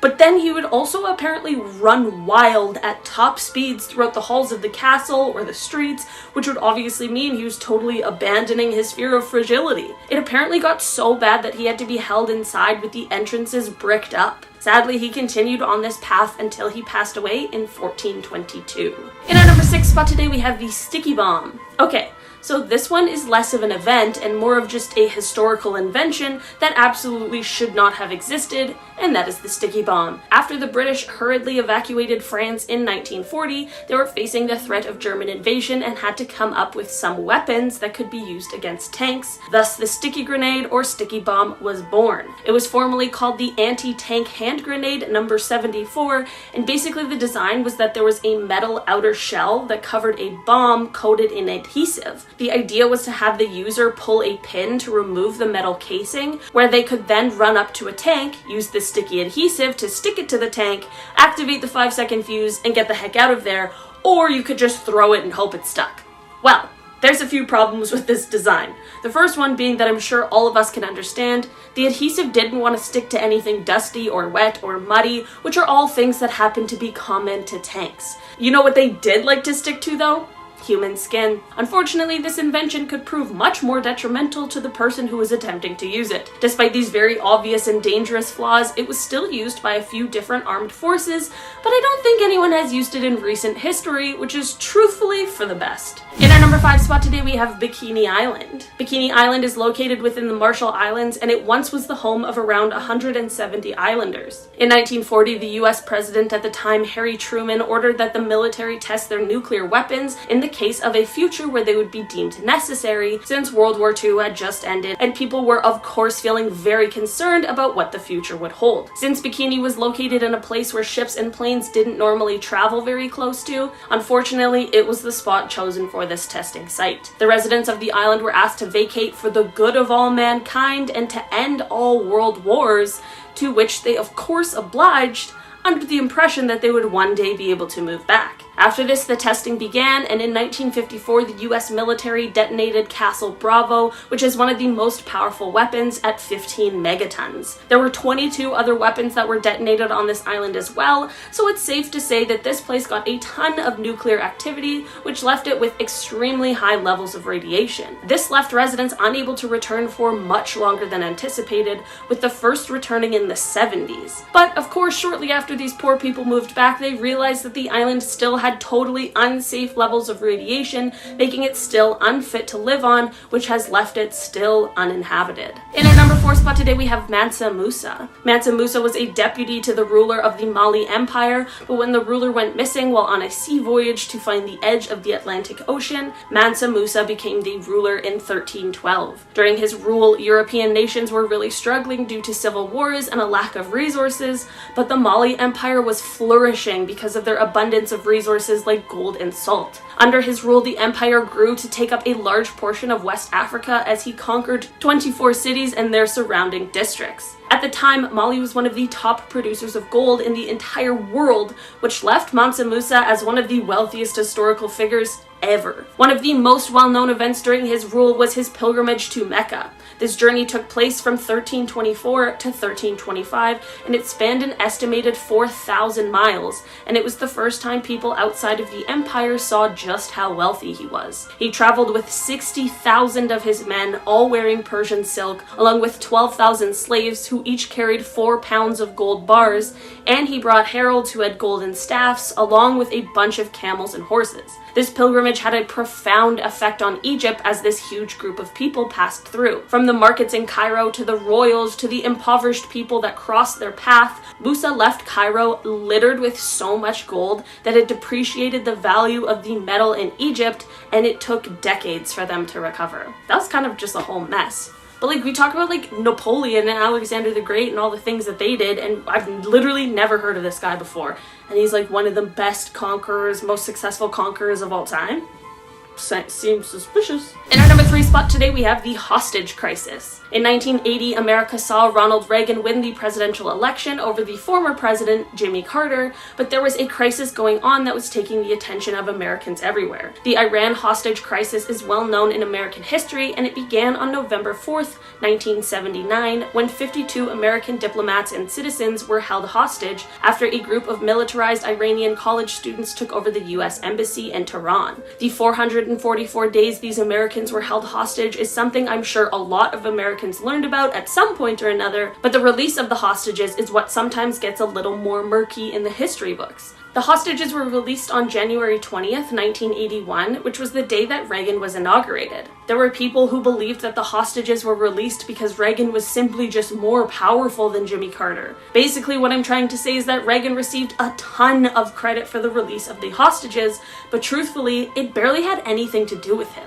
The Carter administration had been attempting to negotiate with them for months, but they hated Carter because he had provided aid to the former monarch of Iran and had also failed an attempt to rescue the hostages before. So while they certainly were released on Inauguration Day, it had way less to do with Ronald Reagan and way more to do with them just absolutely hating Jimmy Carter. In our number 2 spot today, we have internment camps. This is something that might be more well known than I think it is, but in my Canadian education, it wasn't something we talked about at all, which is kind of shocking. During World War II, President Franklin Roosevelt signed Executive Order 9066, which would cause 117,000 Japanese Americans to have to give up their homes, jobs, and businesses and move to internment camps. This was due to the fear of espionage after Pearl Harbor. This was truly one of the worst violations of civil rights in the 20th century, and the government didn't apologize for it until decades later, but they cited national security as the justification justification for their actions. Unfortunately, this was only the beginning as other countries began to follow suit, with Canada, Mexico, Peru, Brazil, Chile, and Argentina all having their own versions of this same kind of atrocity. It is very surprising to me that this is something that isn't discussed more often, as it of course is something that would prove detrimental to the Japanese American community for decades to come. In our number 1 spot today, we have the Triangle Shirtwaist Factory Fire. New York City's Triangle Shirtwaist Factory Fire in 1911 was an unbelievably terrible incident that led to changes being made for factory workers in America. The Triangle Shirtwaist Factory was located on the 8th, 9th, and 10th floors of a building in Greenwich Village, and it of course was where shirtwaists were made, which we would now call a woman's blouse. I call this place a factory, but it was definitely more like a sweatshop, and the employees were mostly comprised of young women. So, like I mentioned before, in 1911 there was unfortunately a fire that broke out on the 8th floor, and because of the cramped and unsafe working conditions, the fire ended up claiming the lives of 146 people that day, which is absolutely horrible. After more details came out about the incident and how the terrible working conditions were mostly to blame for the amount of lives that were lost, protests broke out all around the city. People began demanding better for the women who had to work in these kinds of places. Like, just as an example, the doors to the stairwells and exits were locked so that employees couldn't take unauthorized breaks.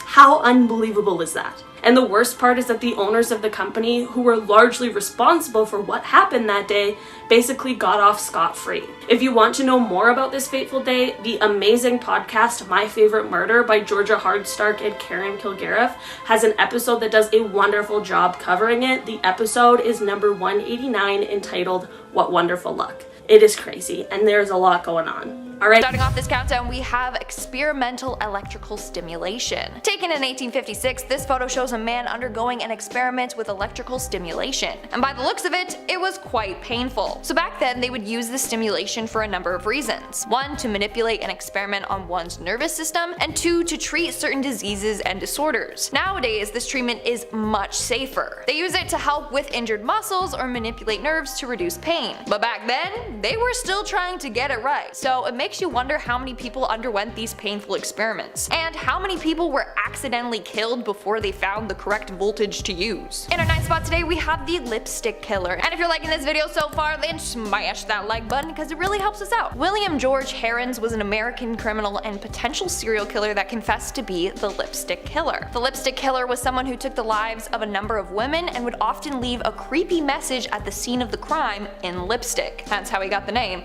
Lipstick Killer. The photo I'm about to share with you was a creepy message that he left at the scene of one of his crimes in 1945. He wrote, "For heaven's sake, catch me before I kill more. I cannot control myself." Now this message is creepy for a number of reasons. First, you got a man on the loose who can't control his impulses and he just admitted it. And second, look how creepy it just looks with the lipstick smeared everywhere and such. It took the police 6 more months from the time this message was written to finally catch William. This photo is just a scary and dark reminder of the horrors this man committed. Moving on to number 8, we have the poverty. This photo from 1948 shows just how bad poverty was in the 1940s to 50s in America. This is when the poverty rate was at its highest. In this photo, Mr. and Miss Ray Shalifo were facing eviction from their Chicago apartment. They were so desperate for money that they had to sell their kids. Now this photo was a staged photo, but it still shows a heartbroken mother not knowing what else to do. Within 2 years, all 4 kids were sold into different homes. It also sheds the light on how different laws were back then. Nowadays, that is very much illegal to do. Anyways, this is a very heartbreaking photo. Like, I can't imagine what that family went through. Moving on to number 7, we have the nuclear shadow. On August 6, 1945, the United States dropped an atomic bomb on Hiroshima. The bomb was so powerful that people up to a mile of it were vaporized. All that was left of them was their shadows burnt into stone. This is a creepy image that shows one of the bomb's victims. It's a silhouette of an elderly man or woman with a cane. So the bomb's light and heat were so powerful that it bleached any exposed surfaces. In this case, the person's body shielded that part on the sidewalk, and that's why an imprint was left there. All around Hiroshima, there were multiple of these body outlines. It's very disturbing and sad. It just shows their final moments alive. In our 6th spot today, we have the Stanford Prison Experiment. The Stanford Prison Experiment set out to explore the psychological effects of imprisonment. It started on August 14, 1971. A university psychology professor gathered a bunch of student volunteers and divided them into groups. 11 were assigned the role of guards and 10 were assigned the role of prisoners. It's going to be a 2-week experiment where the volunteers would play their part in a make-believe prison. But the experiment had to be ended after only 6 days. The volunteers got way into character. Some guards turned sadistic. They really exercised their power over the prisoners, whereas many prisoners became depressed and showed signs of extreme stress. The study and this creepy photo provide a chilling look at what humans are capable of. We are now at our 5th and halfway mark with the Wild Man suit. Not only is this a dark photo from history, but it's also a very mysterious one. This suit that you're seeing is what historians named the Wild Man suit. It consists of a double-layered set of armor covered in 1-inch long iron nails. What was it used for, you may ask? Well, no one knows for sure. One popular theory is that it was used during bear hunting in the 1800s, or it was used in bear baiting. Don't know if that's true, but it looks very uncomfortable to wear. Maybe it was a twisted torture device. The executioner would wear it and then give the prisoner a nice big and tight hug. I don't know, I'm just guessing, but either way it's messed up. In our 4th spot today we have the ruins of Hiroshima. Here is another very scary and sad photo taken after America dropped a bomb on Hiroshima. The bomb had an explosive yield equal to 15,000 tons of TNT. In fact, it destroyed 5 square miles of the city. This photo shows the ruins of the once beautiful city. Buildings and wildlife were completely destroyed by this bomb. In fact, the US remains to be the only country to ever use an atomic bomb in war. It had a huge lasting impact on the city that we should never forget about. In our 3rd spot today we have the Titanic. On April 15th, 1912, the infamous ship the Titanic began to sink. 1,500 passengers sank with the ship after it hit an iceberg during its maiden voyage. The few that did manage to survive fled on lifeboats. This is a picture of the last lifeboat approaching the rescue ship. You can see it was crammed with passengers as all the lifeboats were. This photo serves as a reminder of this great tragedy in history and all the innocent individuals that were impacted by this disaster. In our 2nd spot today we have the San Francisco earthquake of 1906. In 1906, San Francisco was hit with a massive 7.9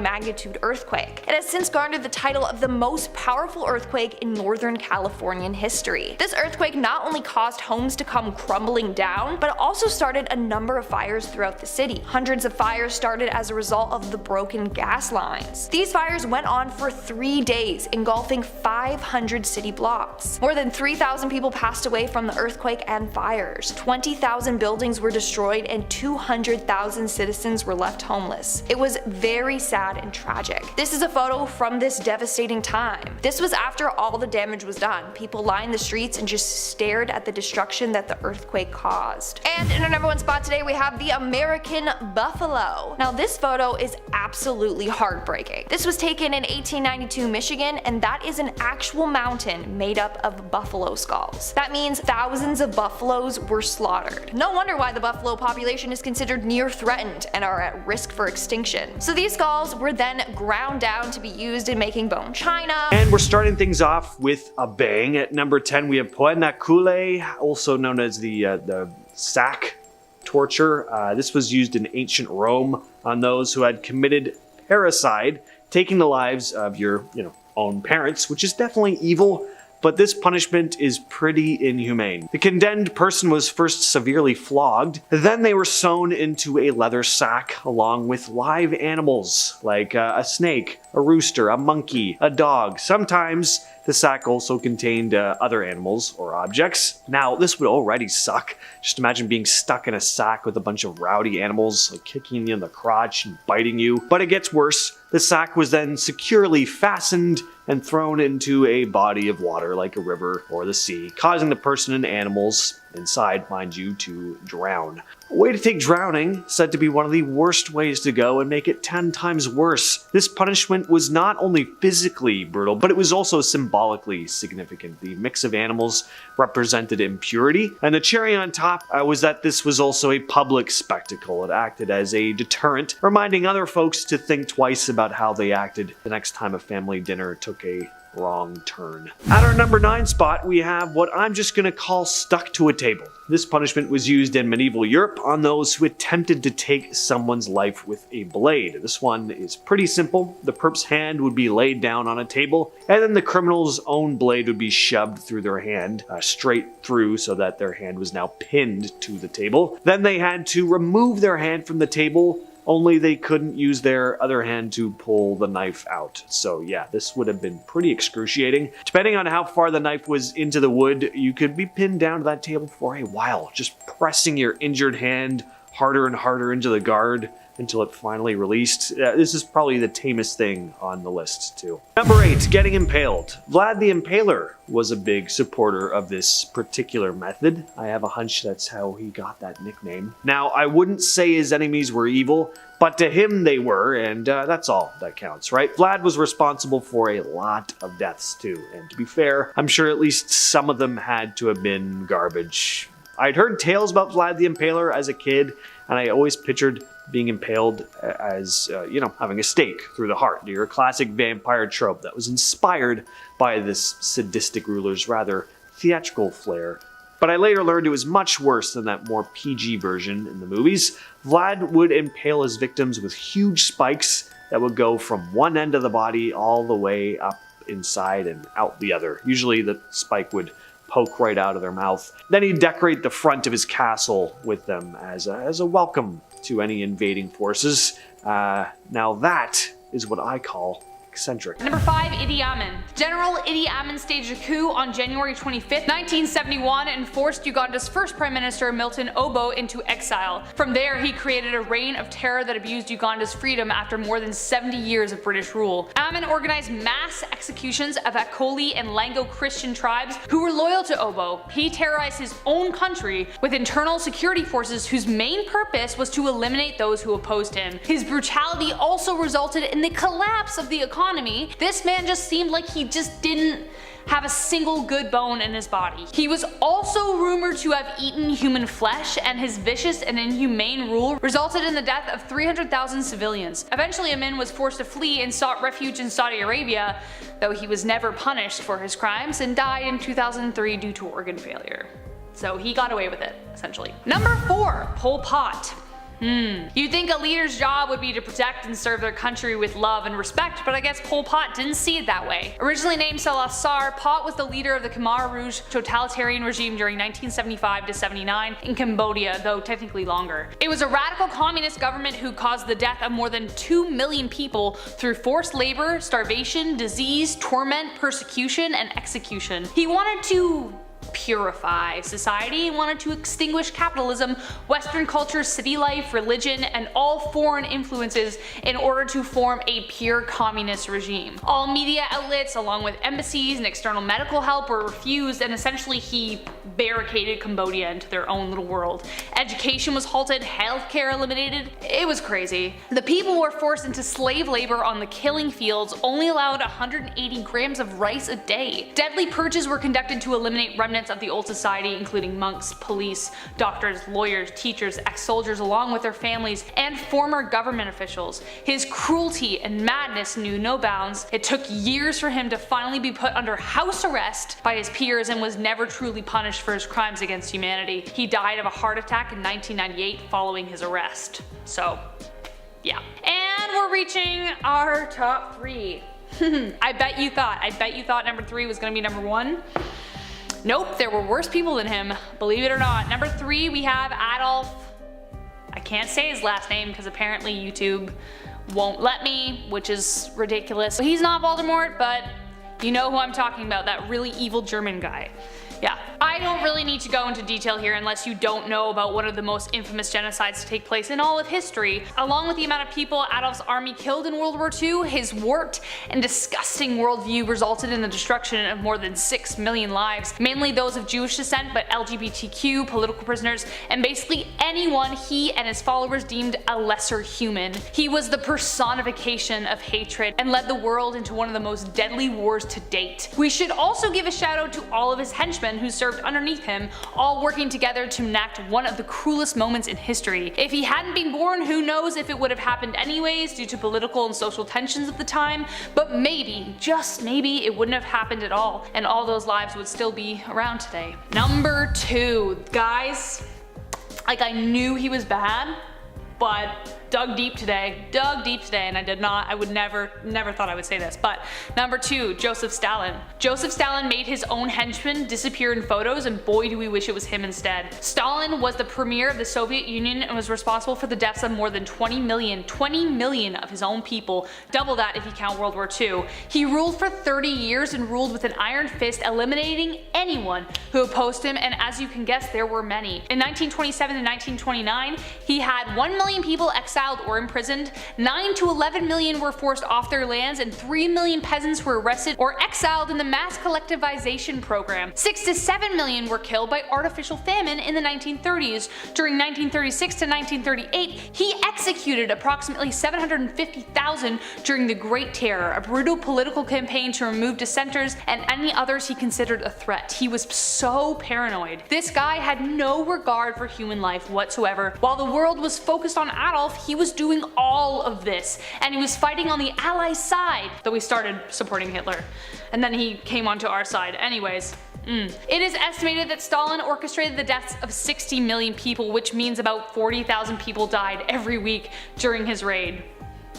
Need I say more? And if you think that's bad. Number 1 spot, Mao Zedong.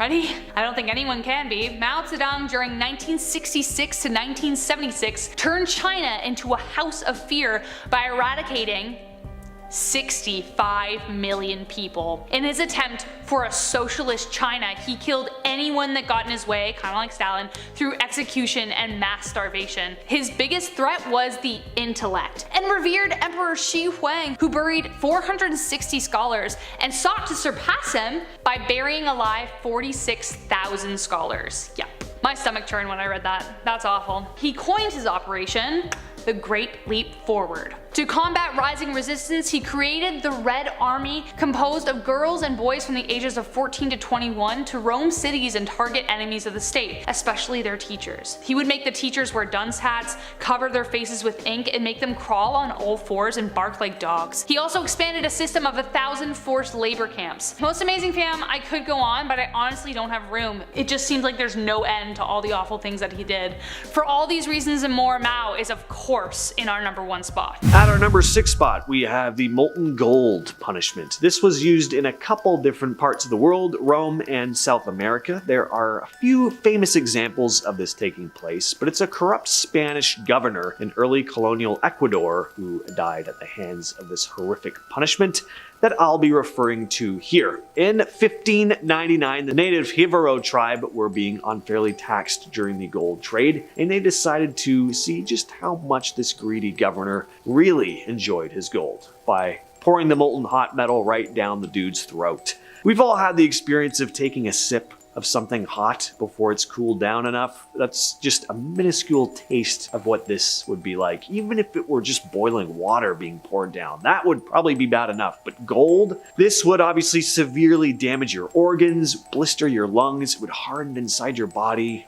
Just completely horrific. At number 5, we have immurement. This practice was done in several parts of the world throughout history, but immurement in Christendom during the medieval times is probably the most well known. This punishment was rarely carried out, but was used as a form of religious penance or punishment with no means of escape. The victim is placed inside the confined area, which could be a tiny cell, a room, or even the wall itself, and then sealed off completely, building a wall of brick or a stone, basically building the person into the wall, cutting off all access to the outside world. Once immured, the person is left to slowly die inside this enclosed space. This would have been terrifying, similar to being buried alive, but more drawn out. At first, you'd experience a sense of isolation, then claustrophobia would set in. The lack of ventilation would then make it difficult to breathe. It would be completely quiet and pitch black. Dehydration and starvation would set in. The body would weaken, and finally, after days or even weeks of unimaginable agony, they would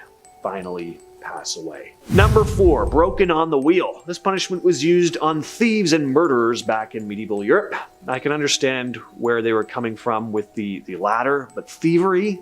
That's a crime deserving of something this cruel. Anyway, so what is this punishment? It's pretty simple. First, the condemned person's limbs were tied to the spokes of a large wooden wagon wheel or a similar structure.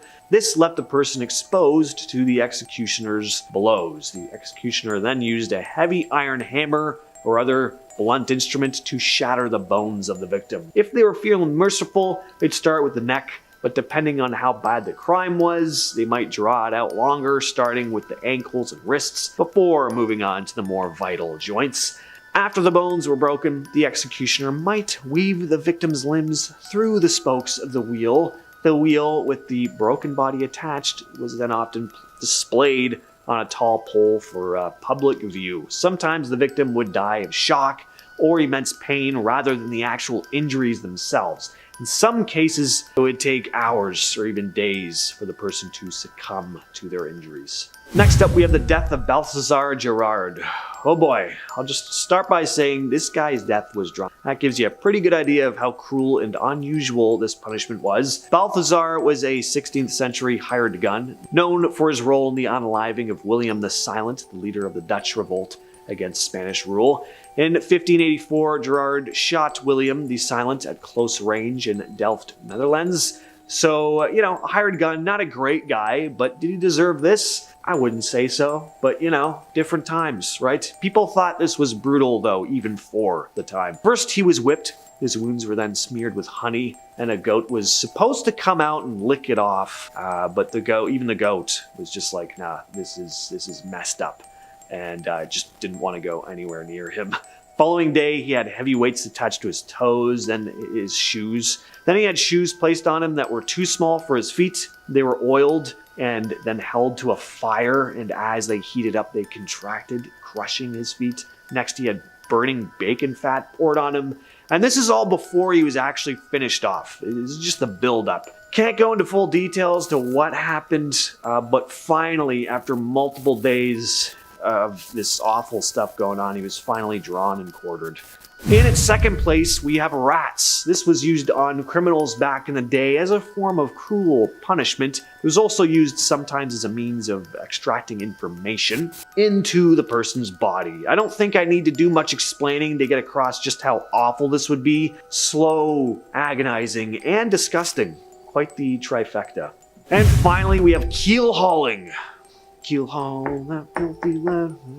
If you know what song I'm singing there, leave it in the comments. You'll get some props from me. All right, so this is my worst nightmare, other than being buried alive and everything else we've talked about on this list now. This was used by sailors back in the day to punish crew members who committed the most egregious of crimes or mutiny. As to whether these guys were evil enough to deserve something like this, for the most part, probably not, but here's how it would work. The sailor to be punished was tied securely with ropes, then heavy weights or sharp objects were attached to the sailor's body to make sure they'd sink in the water. Next, they'd be thrown overboard from one side of the ship, dragged underneath the ship's hull, and then pulled up on the other side. As the sailor was dragged under the ship, their body would be scraping and getting cut by the barnacles and sharp edges of the hull. So it wasn't just not being able to breathe that made it terrifying.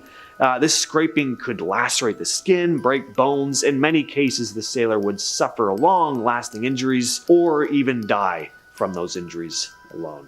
With all that said, starting us off at number 10 is divorce. While today you can pretty much get a divorce for, well, really any reason you want, that wasn't always the case. In fact, prior to being able to file over irreconcilable differences like most couples do now, pretty much only men were allowed to divorce their wives, not the other way around. Unless, that is, the wife could prove her husband's impotence, as it was seen as a woman's legal duty to bestow a child to her husband. If he couldn't give her the goods per se, she could file for an annulment of the marriage. But how did the court go about proving this, you ask? Well, of course they couldn't just take the woman's word for it, so they would bring in a witness, usually a sex worker, to try and arouse the man. That, or the court would enter your marital bedroom and, well, see for themselves just how well the man could get the job done. If he did in fact have any issues completing his manly duties, the woman could be freed of the marriage. Just be careful they don't accuse you of becoming a witch. Next up at number number 9 is man-made fertilizer. The Battle of Waterloo in 1815 resulted in the death of an estimated 60,000 soldiers, but not many of these bones have ever been recovered, and the reason why is pretty grim. In a strange, twisted series of events, the English decided to clear the field of the corpses and put the bones to use in a rather effective, but albeit creepy way. Newspapers of the time reported that the fallen French army were ground up in Yorkshire factories and the bone dust was added to their manure. Apparently the oil from the marrow proved especially helpful in the grave robbing turned fertilizer plan, and the fertilizer was purchased by farmers across England and scattered widely to help grow their crops, meaning that an entire generation of England ate food made possible with the help of dead French soldiers. Coming in at number 8 is Qin Shi Huang. Before the understanding of modern science, there was a lot of ideas about elixirs and remedies that have quite literally no logic to back them up. Now, of course, it wasn't their fault. They truthfully didn't know any better. But looking back, that doesn't make it any less wild. The first emperor of China, Qin Shi Huang, was one of the many intent on finding the elixir of immortality, and so he demanded his royal doctors find this magical potion for him, otherwise he would have them killed. I mean, just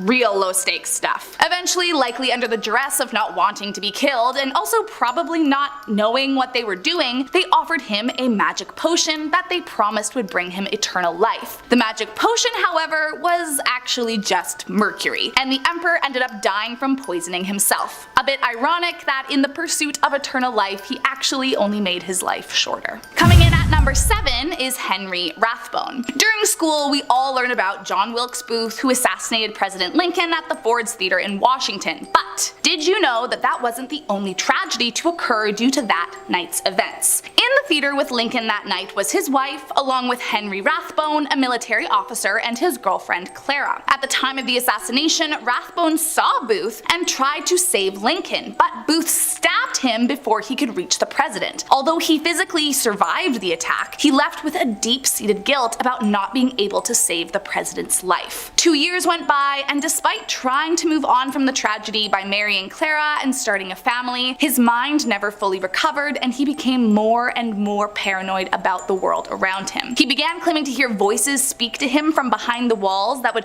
taunt him endlessly, until eventually they pushed him towards complete breakdown. Convinced it was the only option, Rathbone shot and killed his wife before stabbing himself in an attempt to take his own. But just like before, he survived the attack on himself. Eventually he was tried for killing his wife and sent to live the rest of his life in an asylum. Coming in at number 6 is an animal trial. So not only did they have trials over the impotence of a man, believe it or not, you could also take a literal animal to court in the Middle Ages. I kid you not. The whole kit and caboodle would be present. A judge, prosecutor, witnesses, a defense attorney. They truly took it very seriously. The reasoning behind it all, I suppose, was that at the time, law prohibited punishment without trial for everything and everyone. The first recorded instance was the prosecution of a pig in France in 1266, accused of eating a young boy. The pig was found guilty for his crime and executed as punishment. If that doesn't sound crazy enough, keep in mind the judge would hold the behavior of the accused animal against it, and if the court didn't feel the animal was acting properly, that was taken into account. These trials were only put on against domestic animals, as they truly believed, having been in the company of humans, they should know how to act. Now, not all animals were executed for their crimes. Some lesser criminals were merely excommunicated from the church or cursed and sent to live in the wild, but it's still crazy. I mean, honestly, I wish I was making this up. Coming in at number 5 is John Scott Harrison. Raised by the 9th president of the US, William Henry, and the father of the 23rd president, Benjamin Harrison, although John Scott himself never rose to presidential ranks, he did serve 2 years in Congress and was a prominent political figure in his time. But one day he decided politics wasn't really for him anymore and spent his last 20 years managing a farm in Ohio. After his death in 1878, his family gathered for the service and took great pains to protect his grave. grave. At the time, grave robbing was at an all-time peak due to the demand for cadavers in medical schools. To avoid having his father be another subject of this, Benjamin had an unusually deep grave made and placed a massive stone that required 16 men to move placed on top of his casket. For extra measure, he then covered the whole ordeal in cement, then placed small wooden pegs below the surface of the covering so that he could tell if it had been disturbed. Oh, and he hired a security guard to watch it day and night for the next 30 days. After noticing a nearby family friend's grave had been exhumed, Benjamin and his nephew went to go and track it down. They managed to obtain a warrant for the Medical College of Ohio, and with the help of a detective went to retrieve the corpse of their dear friend. When they arrived, they found a dissecting room on the top floor, but to their surprise they couldn't find who they were looking for. Instead, they happened upon a body that looked strangely familiar, and when they removed the rags covering the head, they were horrified to discover it was the corpse of one Mr. John Scott Harrison. How the grave robber managed, we will never know. Next up at number 4 is La Custa. The Pax Romana is known for being one of the most peaceful times in history. The Romans had pretty much conquered what they set out to, and so they began to, just chill out for a bit. Then along came La Custa, esteemed maker of poisons and the world's first serial killer. Well, more like a hired assassin by the Roman Empire. Locusta was routinely caught poisoning people, and despite frequent arrests for her killings, was always let free.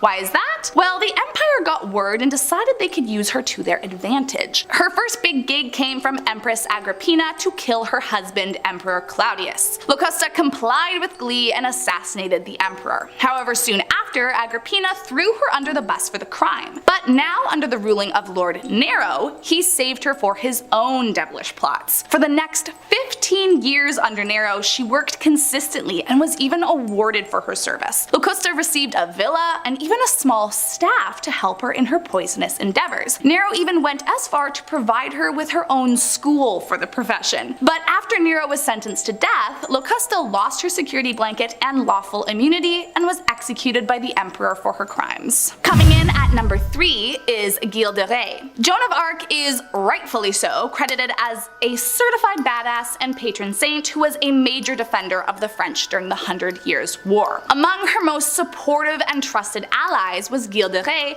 an esteemed knight in the French army who was appointed the highest military distinction one could receive at the time. But if he was such a big deal and close companion of Joan, why isn't he as widely celebrated? Well, that's because sadly he was actually super evil. By day he was defending France beside Joan of Arc, but at night he was into the senseless killing of minors in occultist rituals. Often he would lure the unsuspecting victims in with psychological torture, convincing them that it was just a game, before bludgeoning them and doing other cruel and unspeakable things to their corpses, supposedly using them for his rituals. Eventually he was found out and tried for his crimes, admitting to all his vicious acts and hanged as punishment. Although no one knows for sure, it's suspected he had nearly 150 victims. Coming in at number 2 is virginity tests. Back in a time when a woman was merely the property of her husband, there was one very important thing that needed to be assured before the wedding night: that she was pure. Mostly because it was believed that the consummation in fact kind of sealed the whole husband owning his wife deal, and if she had done it with anyone else, she didn't really belong to him.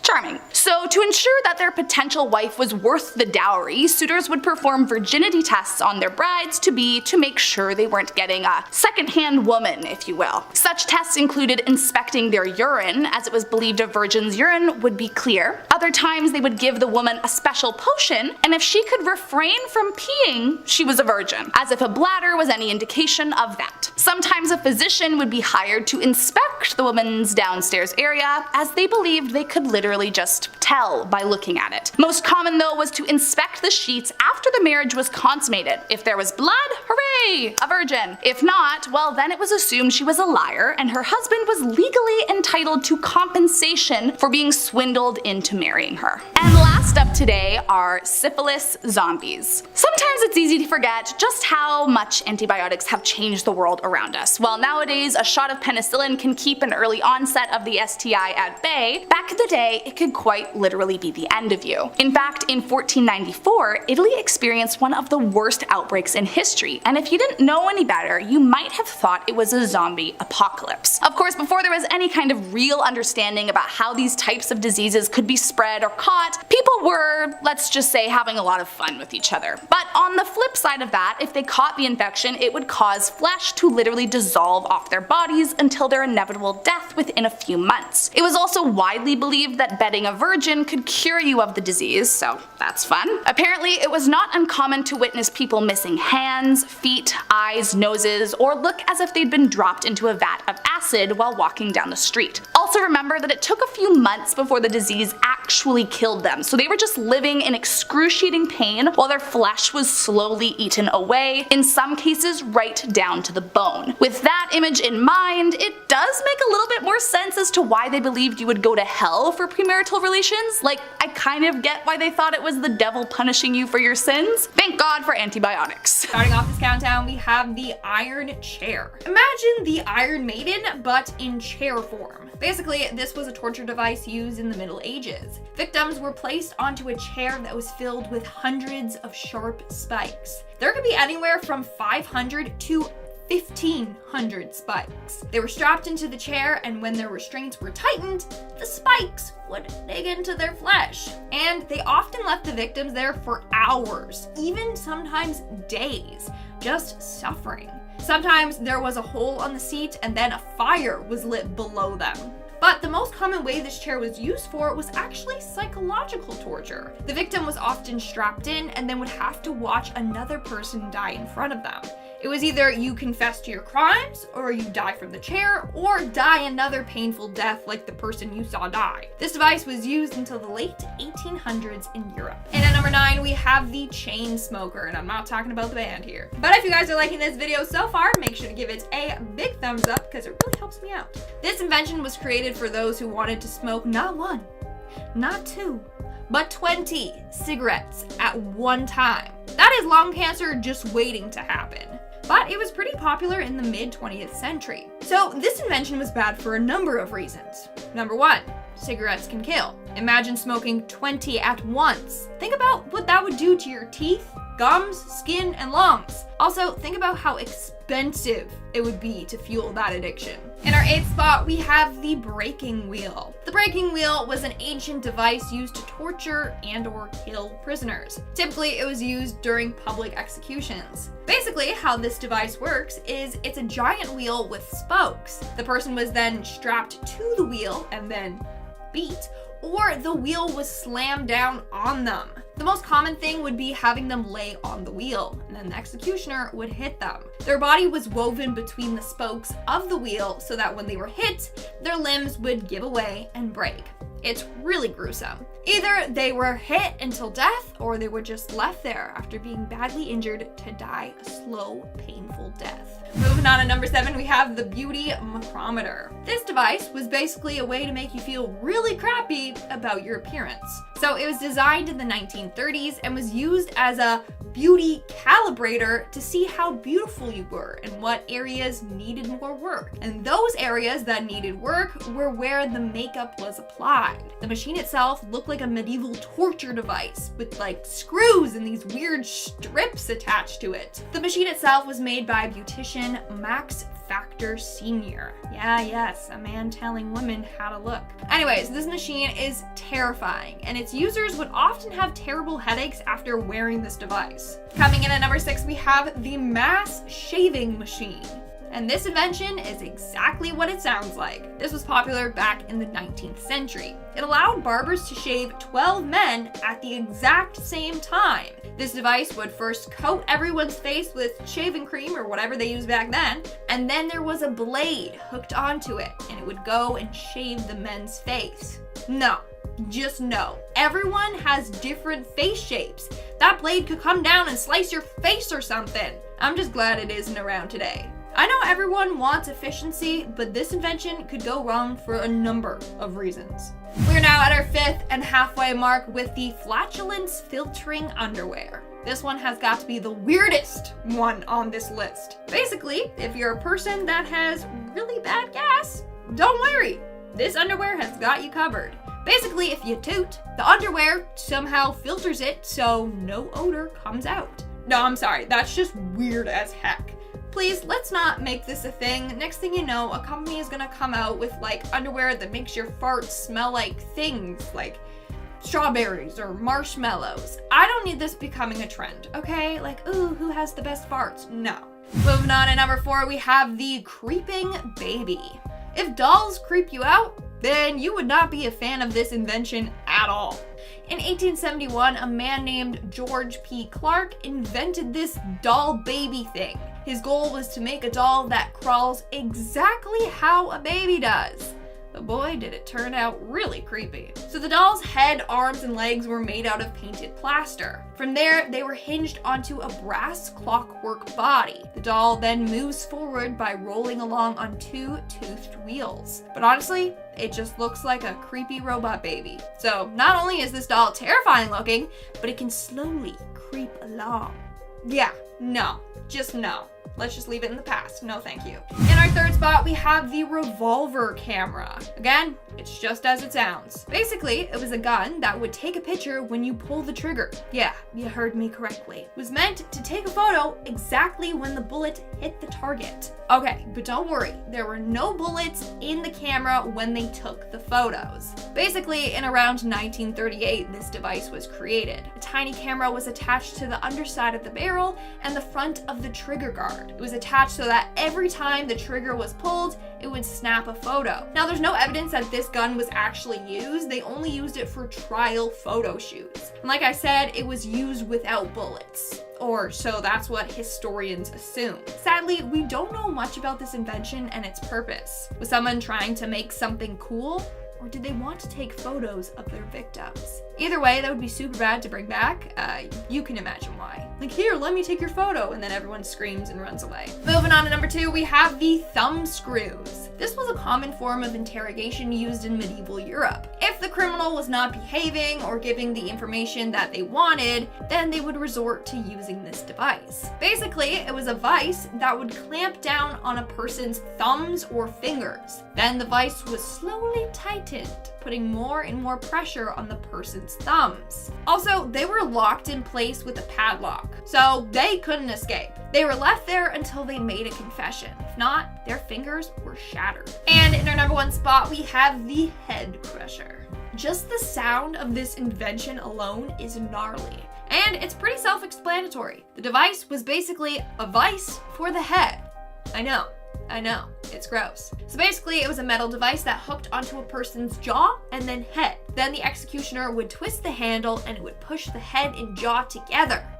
And then you get it. I'm telling you, there were some pretty sick people back in the day. They had fun with torture. On top of that, some versions of this device had a little thing at the front to catch the victim's eyeballs when they popped out. And we're starting things off with Geronique Cunningham and Cleveland Jackson. On January 3rd of 2002, Geronique Cunningham and his half-brother Cleveland Jackson committed a violent crime in Lima, Ohio. They took the lives of 3-year-old Jala Grant and 17-year-old Lanisha Williams. The victims, along with 6 others, were present at the house of a man targeted by Cunningham and Jackson for a robbery involving drugs and money. Following the robbery, Cunningham and Jackson opened fire on everyone inside the house. Tragically, Jala died while her father held her in his arms. Cunningham and Jackson also attempted to take the lives of the survivors, each of whom sustained gunshot injuries during the incident. Both Cunningham and Jackson were convicted, with Jackson receiving a death sentence. Cunningham is currently serving a life sentence. Next on the list is George Wagner IV. In April of 2016 in Pike County, Ohio, a gruesome incident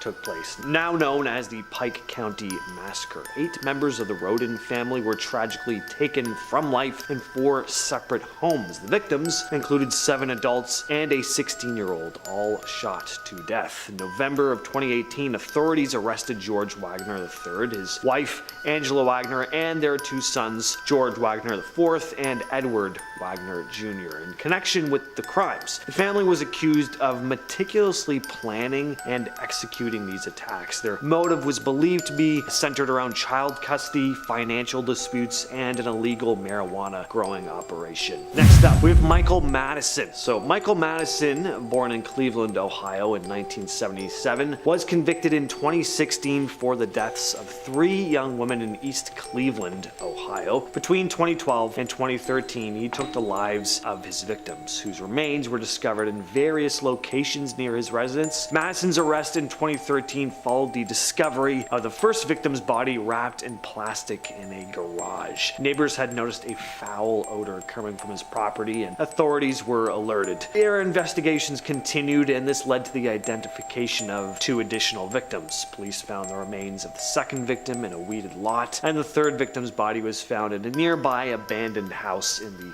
basement. During his trial, Madison actually smirked, causing a father of one of the victims to lunge at him in anger. Luckily, that man was released without charges. Madison was found guilty of multiple charges, including aggravated murder and kidnapping. In 2016, he was sentenced to death for his crimes. Next up on the list is Donald Hoffman. Donald Hoffman was convicted of taking the lives of 4 men over the Labor Day weekend in 2015. He was sentenced to 4 consecutive life terms. The victims, Freeland Hensley, 67, Gerald Smith, 65, Billy Jack Chapman, 55, and Daryl Lewis, 65, were residents of Bucharest, Ohio. Hoffman admitted to his crimes, stating he committed the acts to fund his drug addiction. And during the slayings, Hoffman used various methods of violence. He beat Hensley with a frying pan, strangled Smith with an electrical cord, struck Smith in the head with a bottle, strangled Lewis with shoelaces, and attacked Chapman with a pry bar. Hoffman stole the victim's debit and credit cards, spending over $2,100 on drugs and cigarettes. Prosecutor revealed that Hoffman specifically targeted older men with health issues whom he knew personally. Number 6, the Downtown Posse. During the Christmas season of 1992, the Downtown Posse, led by Marvelous Keene, embarked on a brutal crime spree in Dayton, Ohio. The first victim was Joseph Wilkerson, a 34-year-old General Motors worker. The gang lured their way into his home where Wilkinson was shot. The gang then partied in his house for the next 3 days while he lay dead in a bedroom. On the same night, they took the life of 18-year-old Danita Golette, who was using a payphone. She was robbed of her belongings and lost her life despite pleading not to be harmed and cooperating as best as she could with them. The following day, the body of 19-year-old Richard Maddox, a former boyfriend of one of the gang members, was discovered. Jeffrey Wright was also shot but survived his attack, having received multiple wounds. Continuing their violent spree, the gang shot Sarah Abraham, 8-year-old mother working in a family business. Abraham succumbed to her injuries 5 days later. On December 26th, former Dayton Police Sergeant John Huber spotted a stolen car connected to the group. He arrested them, not yet aware of their involvement in everything else that had been going on. After their arrest, Laura Taylor, one of the members of the Downtown Posse, confessed to 2 more victims, the bodies of Wendy Cottrill and Marvin Washington, who were found in a gravel pit. Taylor revealed they took them out because the gang believed they might inform the police about their crimes. Marvelous Keene, the gang's leader, confessed and was sentenced to death, with his sentence being carried out back in 2009. The other 3 members received life prison sentences. Next on the list is Edward Edwards, which is just the dumbest name I've ever heard. Just laziness on his parents' behalf, but that's all this guy really deserved. Born in 1933, Edwards' criminal activities started at a young age with burglaries and frauds. He was arrested multiple times over the years for various offenses, including arson, robbery. In 1961, he was convicted of arson and spent several years in prison. After being released, though, Edwards took the lives of several several people, including his own adopted son. He took the lives of 2 different couples in the 70s, and in 1992 he ended the life of his adoptive son, Donnie Boy Edwards, committing the crime for financial gain in order to collect his $250,000 life insurance policy. Edwards' crimes went undetected for many years, allowing him to continue his criminal activities, but in 2009 he was finally apprehended and charged with crimes he committed decades earlier. He was linked to the crimes through advancements in forensic technology and DNA evidence. Ariel Castro. Castro was born in Puerto Rico, but he moved to Cleveland, Ohio with his mother when he was young, and this is where he would grow up to commit his crimes. Castro was responsible for the abduction and imprisonment of 3 women, Michelle Knight, Amanda Berry, and Gina De Jesus. These 3 women were held captive in Castro's home for about 10 years. That is crazy. One of the victims, Amanda Berry, even gave birth to her daughter during this time. They were subjected to physical and emotional torment, which included being kept in restraints, confined to a few rooms in the house. Amanda Berry managed to escape from Castro's home in May of 2013, though. Castro had left the home for the day, and she managed to catch a glimpse of his neighbors through a screen door. She screamed for help and managed to make contact with them. All 3 women were luckily rescued, as well as Berry's daughter. Castro was arrested shortly after the escape. In 2013, he was charged with multiple counts. To avoid the possibility of facing the death penalty, he later pleaded guilty to the charges, and in August 2013, Castro was sentenced to life in prison without the possibility of parole, and,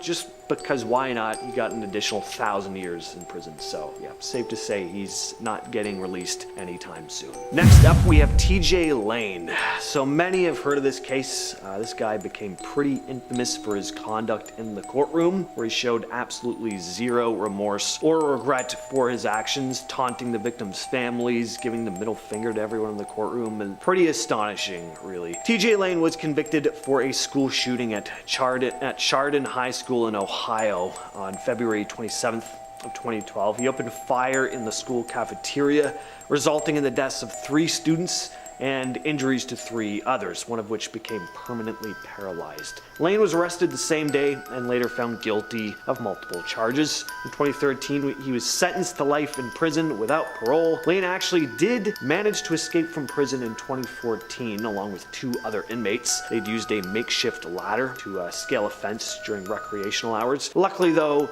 he was found later that night. He's now serving in a maximum security prison, the Southern Ohio Correctional Facility. Next up, we have Robert Burdella. Now, this guy died in 1992, so a return is highly unlikely, but he's got to be one of the worst criminals in Ohio's history, right up there with Dahmer, possibly even worse. He was born in Ohio in 1949, but his crimes were carried out in Kansas City between 1984 and 87. He was responsible for the deaths of at least 6 men. Burdella lured his victims, often vulnerable young men, to his home with promise of money or shelter, and once in his captivity, he subjected them to prolonged periods of sadistic torment. He would hold them in captivity, sometimes for as long as 6 weeks at a time before disposing of them. His crime spree came to an end in 1988, though, when one of his victims managed to escape and alert the police. The bodies of his former victims were never found, unfortunately, but police did find journals and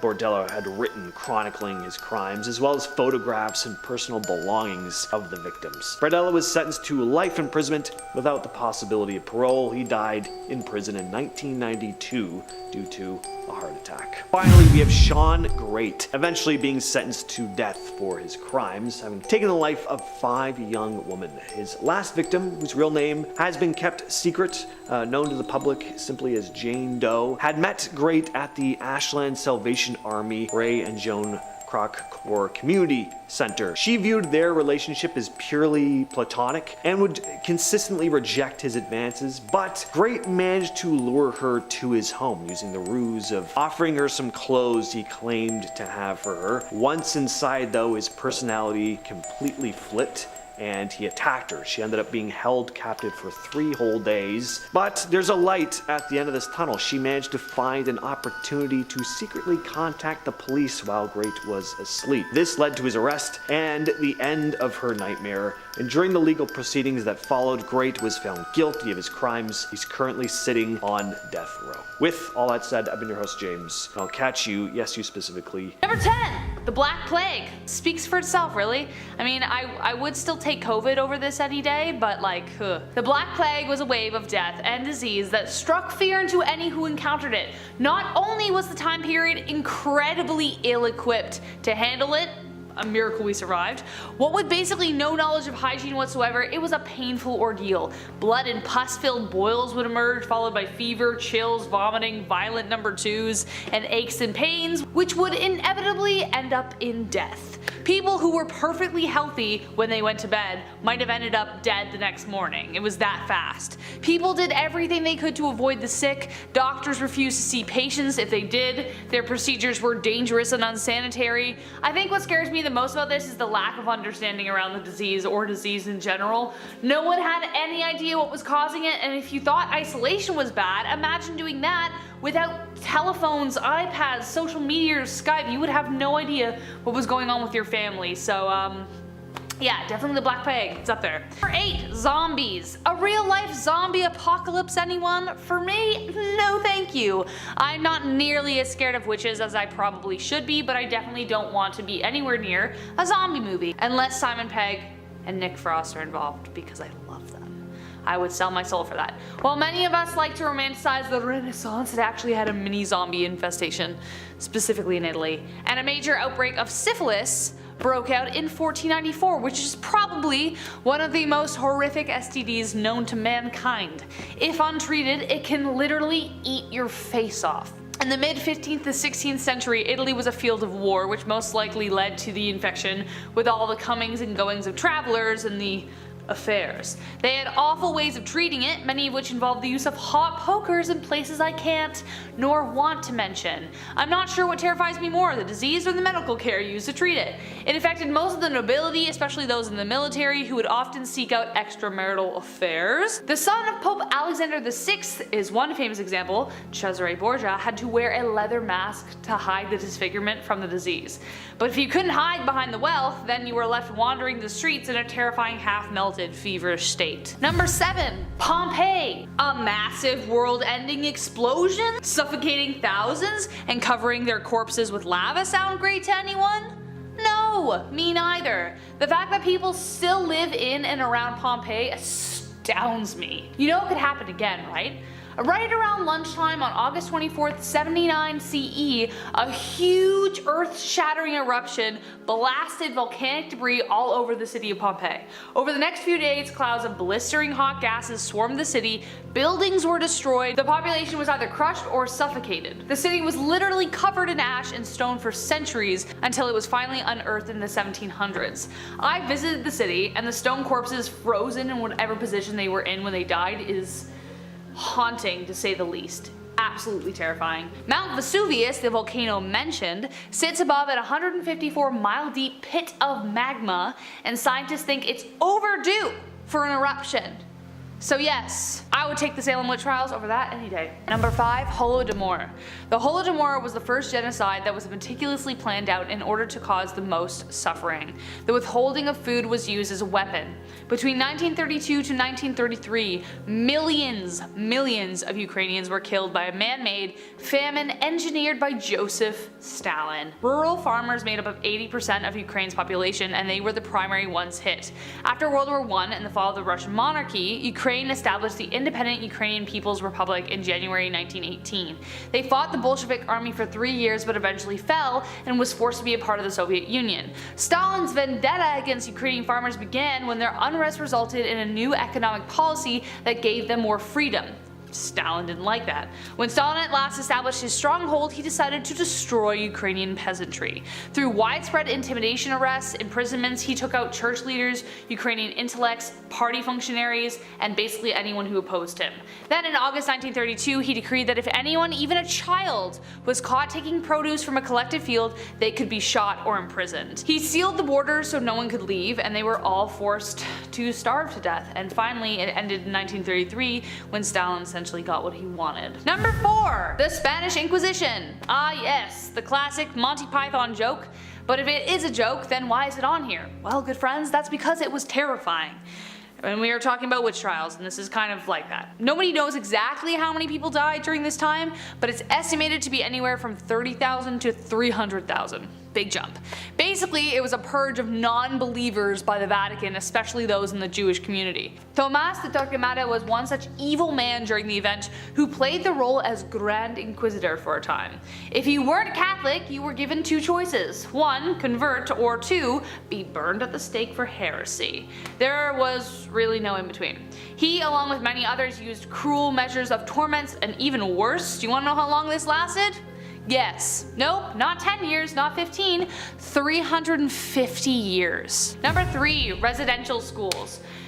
Yeah, this one's rough. You may have heard a lot about residential schools recently, as over 1,000 bodies in unmarked graves have been found across Canada, and there's bound to be more. Residential schools were government and church-sponsored religious schools designed to assimilate Indigenous children to a Euro-Canadian culture. They tore children away from their families, and over 150,000 First Nation, Inuit, and Métis children attended the schools. More than 38,000 Indigenous people experienced horrendous abuse of both a physical and depraved nature at the hands of residential school teachers and priests. Former students have testified that people died from disease, accidents, fires during attempts to escape, or killed to cover up nefarious affairs. When family members died, mothers and fathers were never even told where they were buried. The residential school period of Canadian history is terrifying, and for a while wasn't really talked about. I didn't learn about them until I came to university, and then recalled a story I was told of how nuns used to make molasses candies and put them on school desks to encourage Indigenous children. I wasn't told about anything else. The reality wasn't nearly as pretty. The last school closed as recently as 1996, and so far 1,300 suspected unmarked graves have been found through radar technology, with dozens more schools to be left searched. Number 2, Khmer Rouge. Orchestrated by Cambodian leader Pol Pot, the Khmer Rouge was one of the most horrific points in history. Much worse than the Salem witch trials. It's like, that's nothing compared to this. During 1975 to 79, the totalitarian leader caused the death of over 2 million people through forced labor, starvation, disease, torment, persecution, and blatant execution. Pot and his radical communist society was trying to purify society in order to make capitalism and other Western ideologies disappear. I can't even begin to imagine how terrifying this would be to live through. This is the real 1984. He cut off all media outlets along with communication with embassies, education was stopped, healthcare was eliminated. He basically locked Cambodia off from the rest of the world. He knew that anyone with intellect would threaten his regime, so he eliminated anyone who symbolized that, even people who wore glasses. There was the police, doctors, lawyers, teachers, ex-soldiers along with their families. He took all of them out. He forced everyone into what became known as the killing fields and forced them to work off of only 180 grams of rice a day. It took years for his peers to finally have enough of him and lock Pot away under house arrest, but even then he was never really truly punished. Khmer Rouge was finally overthrown by invading Vietnamese troops in 1979, but it was only until the 1990s to the early 2000s, after Pot died, that prosecutions began. Number 1, World War II. The whole thing. All of it. Outside and inside this war, it was a horrendous time. Like, I probably don't even need to go too far into this. I mean, if you look at all the lists I've ever done about evil people, a lot of them come from World War II specifically.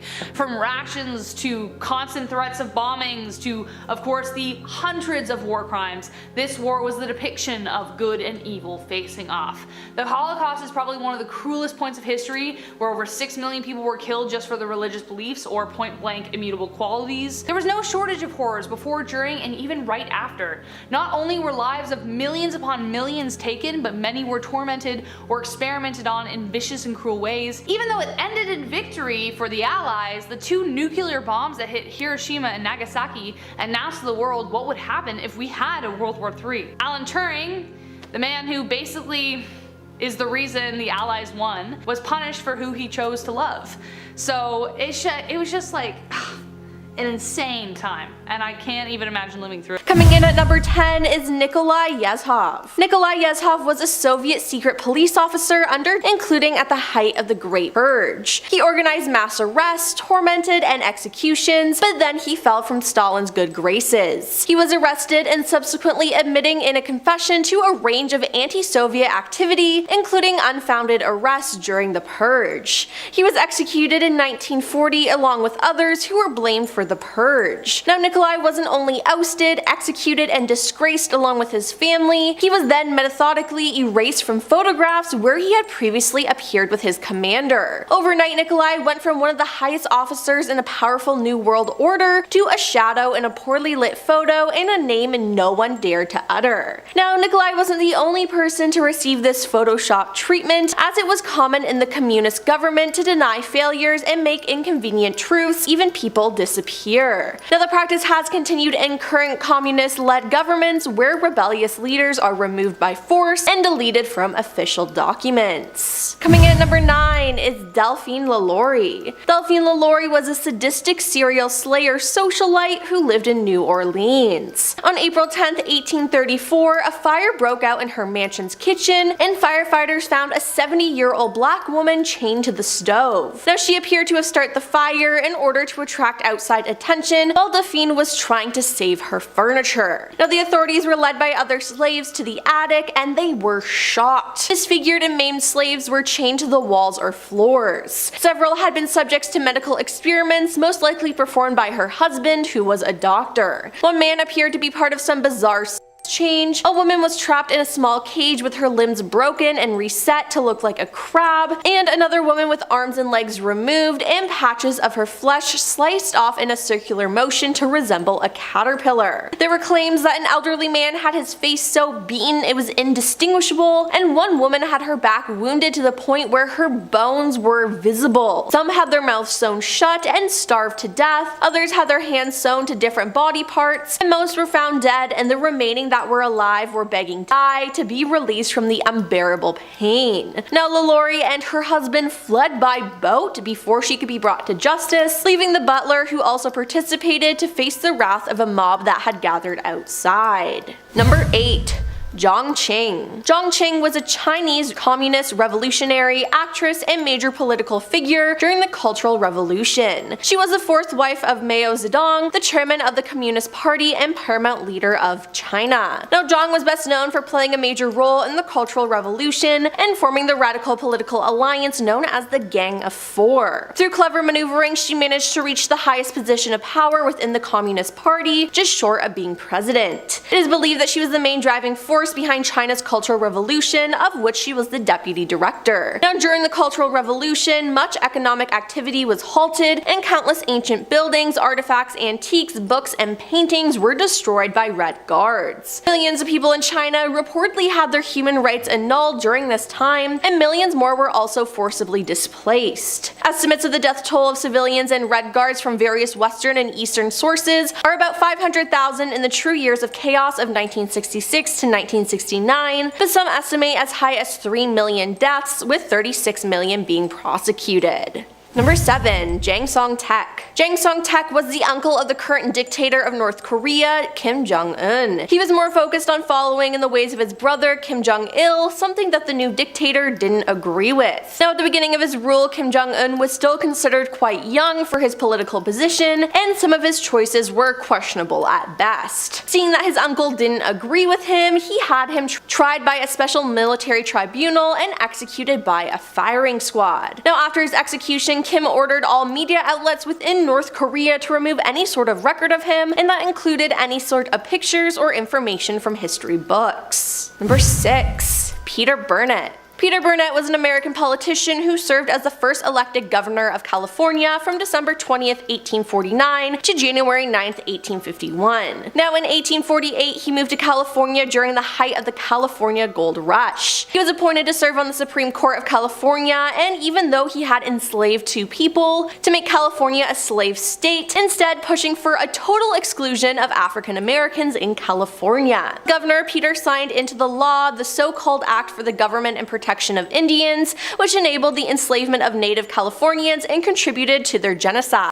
He declared in an 1851 speech that a war of extermination will continue to be waged between the races until the Indian race becomes extinct must be expected. While we cannot anticipate the results, but with painful regret, the inevitable destiny of the race is beyond the power and wisdom of man to avert. Now, efforts by federal negotiators to preserve some native land rights were fought by the administration of Peter, who favored the elimination of California's indigenous peoples. Now, he also passed the Foreign Miners Act, which taxed only Chinese and Mexicans, deliberately designed to drive them out of the gold fields. Now, a wave of violence against them took place before and after. Number 5. H.H. Holmes. H.H. Holmes was a con artist who liked to take the lives of people. Until his execution in 1896, he chose a career of crime including insurance fraud, 3 to 4 illegal marriages, horse theft, and ending the lives of many. He claimed to have ended the lives of 27 people before he was arrested, tried, and executed. He constructed a hotel of horrors, later known as the Murder Castle, to target guests visiting the Windy City during the 1893 World Fair. Now, the building was equipped with soundproof rooms and had gas lines that could be used to asphyxiate guests. It also had trap doors and a secret series of tunnels that Holmes could use to spirit away their bodies, which he was believed to have dissected and sold. Now, in the basement were a dissecting table, stretching rack, and industrial oven. On May 7th, 1896, Holmes was executed, and in 2017, amid allegations that Holmes had in fact escaped execution, his body was exhumed for testing. Due to his coffin being contained in cement, his body was found not to have decomposed normally. His clothes were almost perfectly preserved, and his mustache was found to be intact. Now, his body was positively identified by his teeth as being that of Holmes, and he was then reburied.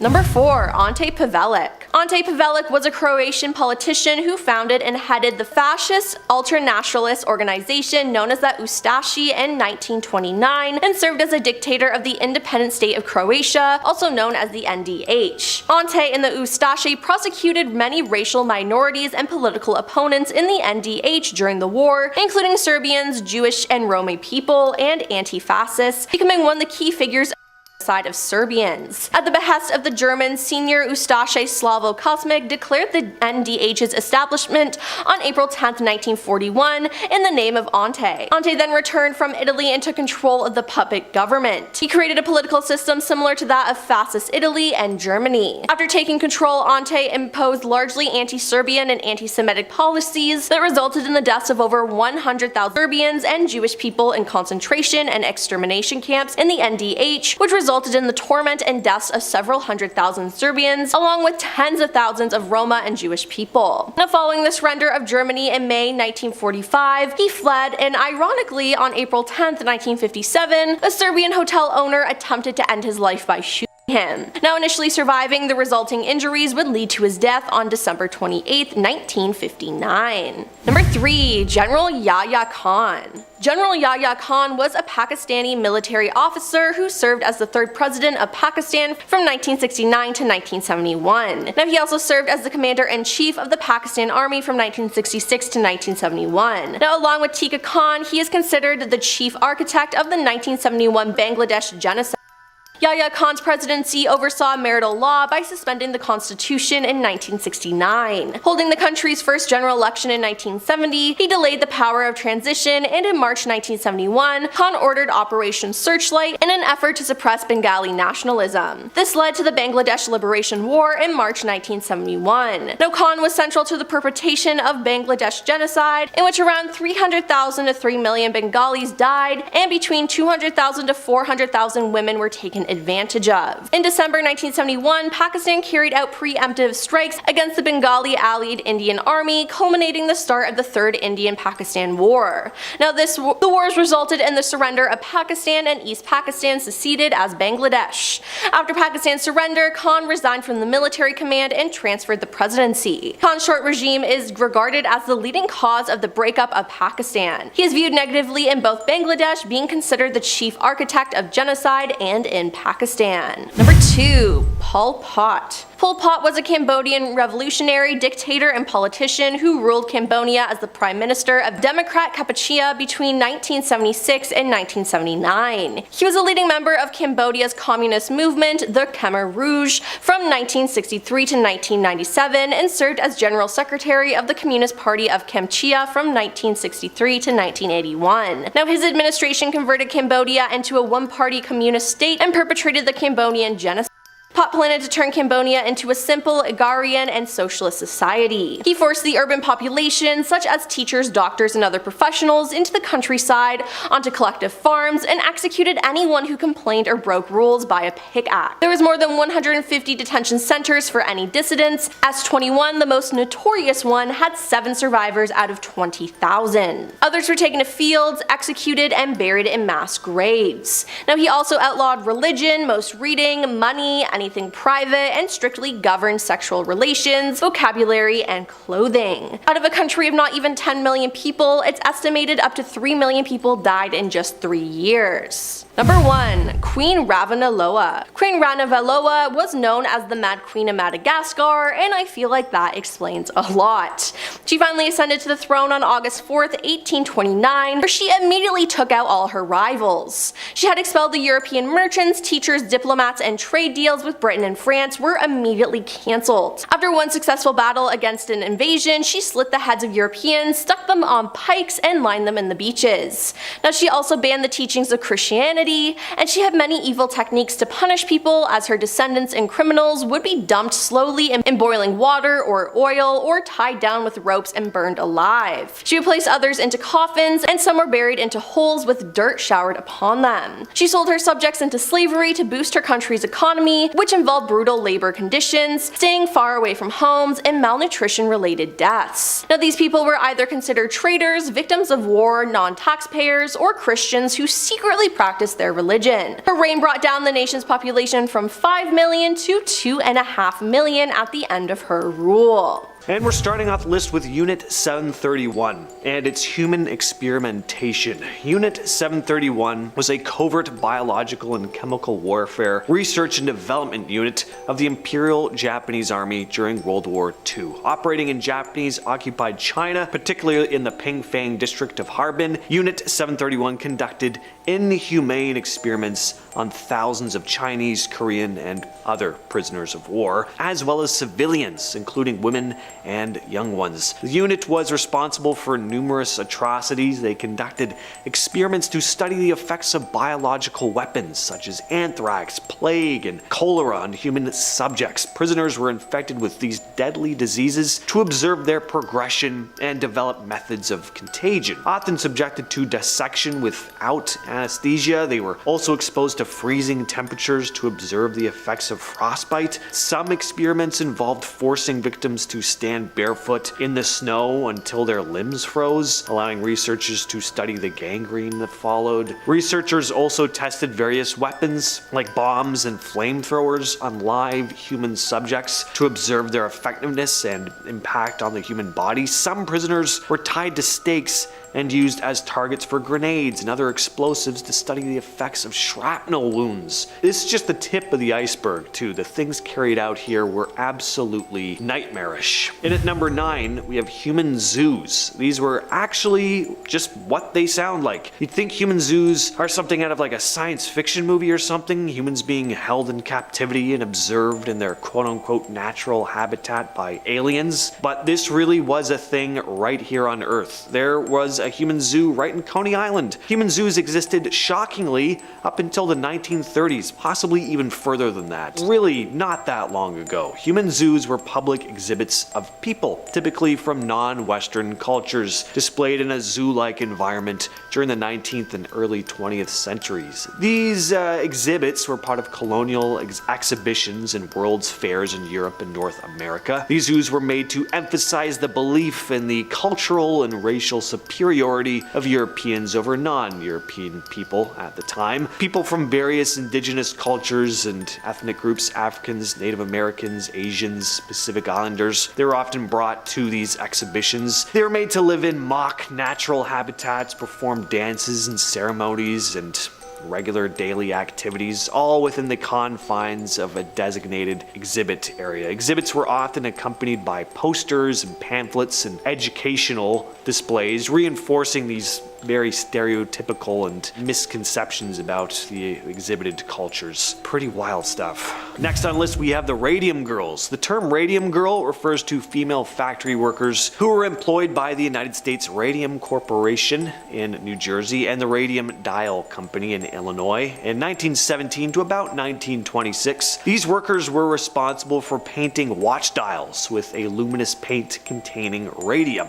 What they weren't told at the time is that radium is incredibly toxic. These workers were tasked with using small brushes to paint radium-based paint onto watch and clock dials to create precise markings. They were often told to shake the brush using their lips and tongues so that they'd have a more kind of sharp tip. So they were just ingesting radium on a regular basis. Over time, many of the Radium Girls began to experience some serious health problems: anemia, bone fractures, necrosis of the jaw. They also developed various cancers. As these health issues started coming to light, some of the women sought legal action against the companies. In the 1920s, several workers filed lawsuits against the USRC and Radium Dial Company for negligence and demanding compensation for their suffering. In the end, this case played a big role in the types of safety standards we have in workplaces today. Number 7, the Calavrita Massacre. I hope I'm pronouncing that right. Most of you have probably heard of the massacre in Oradour-sur-Glane, France, by SS soldiers. Well, stuff just like that was happening all the time in World War II, and this incident was very similar but much less known, at least outside of Greece. This massacre occurred during World War II in December of 1943. It was a brutal event carried out by German forces in retaliation for the Greek resistance activities against the Axis occupation in Greece. During the German occupation of Greece, the Greek resistance movement actively fought against these German forces. In response to the resistance activities, the SS targeted civilians, especially in small towns and villages, as a means of punishment. And they just wanted to send out a message. On December 13th, 1943, German troops, part of the 117th Jaeger Division, surrounded the town of Kalivirta in the Peloponnese region of Greece. The soldiers systematically destroyed the town and its surrounding villages. Men, women, and children were gathered in the town square. The Germans separated the men from the women. The men were while the women and young ones were locked inside a school building, which was then set on fire. Those who attempted to escape the burning building were by the German forces. Some women and children managed to escape though. One German soldier couldn't stand it anymore and opened a door, allowing some prisoners to flee. The soldier was later punished by death. After the war, some of the responsible German officers were tried for war crimes, but most of them escaped justice, and some were never even identified. Next on the list we have the Vipeholm experiments. These unethical experiments were conducted on mentally disabled patients in Sweden between 1945 and 1955. The experiments aimed to study the effects of sugar on dental health. This was initiated by the Swedish National Board of Health and Welfare to investigate sugar consumption and its effects on teeth. The study took place at Vipeholm Mental Institution in Lund, Sweden, and test subjects were the institutionalized residents of Vipeholm, many of whom had mental disabilities. They were vulnerable, they couldn't provide informed consent. The subjects would be divided into two groups, with one group being given unrestricted access to sugary foods and candies, while the other were given controlled amounts. The aim was to observe the progression of dental cavities in these groups. Excessive amounts of sugary foods were given to some of the patients, far beyond what would be considered normal or healthy. Surprisingly, this led to severe dental problems. The researchers were deliberately inflicting harm on vulnerable people, and what makes this whole thing even sadder is that the results of the experiment weren't even released until years later because of how bad it looked on the confectionery industry, who were actually helping financing this. So this led to some to believe that the researchers were bought off just to keep quiet. It wasn't until the 90s where the cruel nature of these experiments finally came to light, being condemned by the public. Number 5, Attack of the Dead Men. The Attack of the Dead Men refers to a military engagement that occurred during World War I on August 6, 1915. There was a Russian stronghold located near the town of Oswiec and the Eastern Front. It was a key defensive position for the Russians against German advances. The German army, as part of the wider Central Powers offensive on the Eastern Front, attacked the fortress, aiming to break through the Russian defenses. During the battle, the Germans employed chlorine gas, a chemical weapon to weaken the Russian defenses. The gas was intended to incapacitate or unalive the soldiers defending the fortress. Now, despite being affected by this gas, some Russian soldiers, driven by pure desperation and with cloths or handkerchiefs soaked in water covering their faces, counterattacked the advancing German forces. The gas masks available at the time were not effective against chlorine gas, and the sight of Russian soldiers appearing with their faces covered in white cloths and just blood-stained from the effects of the gas, it gave rise to this legend of the dead men. They basically looked like zombies rising up and moving towards the enemy. And the fierceness of the counterattack combined with the horrifying appearance of these Russian soldiers caused complete terror among the German troops. They fled, and they're still being attacked from behind. Many of them died, getting trapped in their own traps and stuff. Germans believed they were facing the spirits of the dead, panicked and abandoned their on the fortress. Really cool story. Number 4, an often overlooked dark historical event is the forced sterilization programs that took place in the United States. Hard to believe this actually took place, but it did, beginning in the early 1900s up until the 70s, if you can believe that. Several states implemented eugenics programs aiming to control the population and improve the genetic quality of society. One of the methods used was forced sterilization, targeting individuals considered unfit for reproduction. The victims of these programs were often people deemed socially undesirable, people with mental illnesses, disabilities, and individuals from marginalized communities, African and Native Americans primarily. It's estimated that tens of thousands of people were forcibly sterilized under these state-sanctioned programs. The exact number difficult to determine because of poor record keeping and the fact that these procedures were kinda swept under the rug.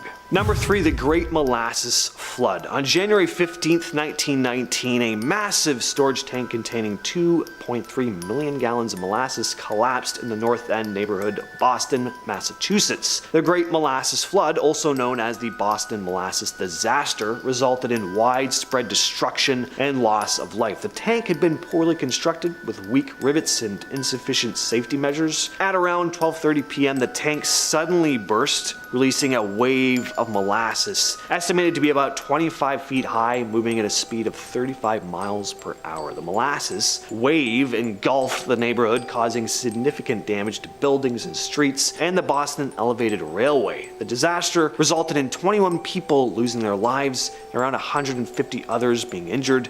The tank had been filled to capacity just 2 days before, and the increased pressure probably contributed to this collapse. The disappearance of the USS Cyclops. So the USS Cyclops was a United States Navy cargo ship that mysteriously disappeared during World War I. The ship was used primarily for transporting coal and was one of the Navy's largest fuel ships at the time. In March of 1918, during World War I, the USS Cyclops departed from Rio de Janeiro, Brazil, and made stops in Barbados and the Virgin Islands. Its final destination was Baltimore. The ship never reached its destination, though. It vanished without a trace along its route, disappearing in the infamous Bermuda Triangle. No wreckage or survivors were ever found. Various theories have been proposed as to why the ship vanished. Could have been from a storm, structural failure, or an enemy attack, but none have been proven.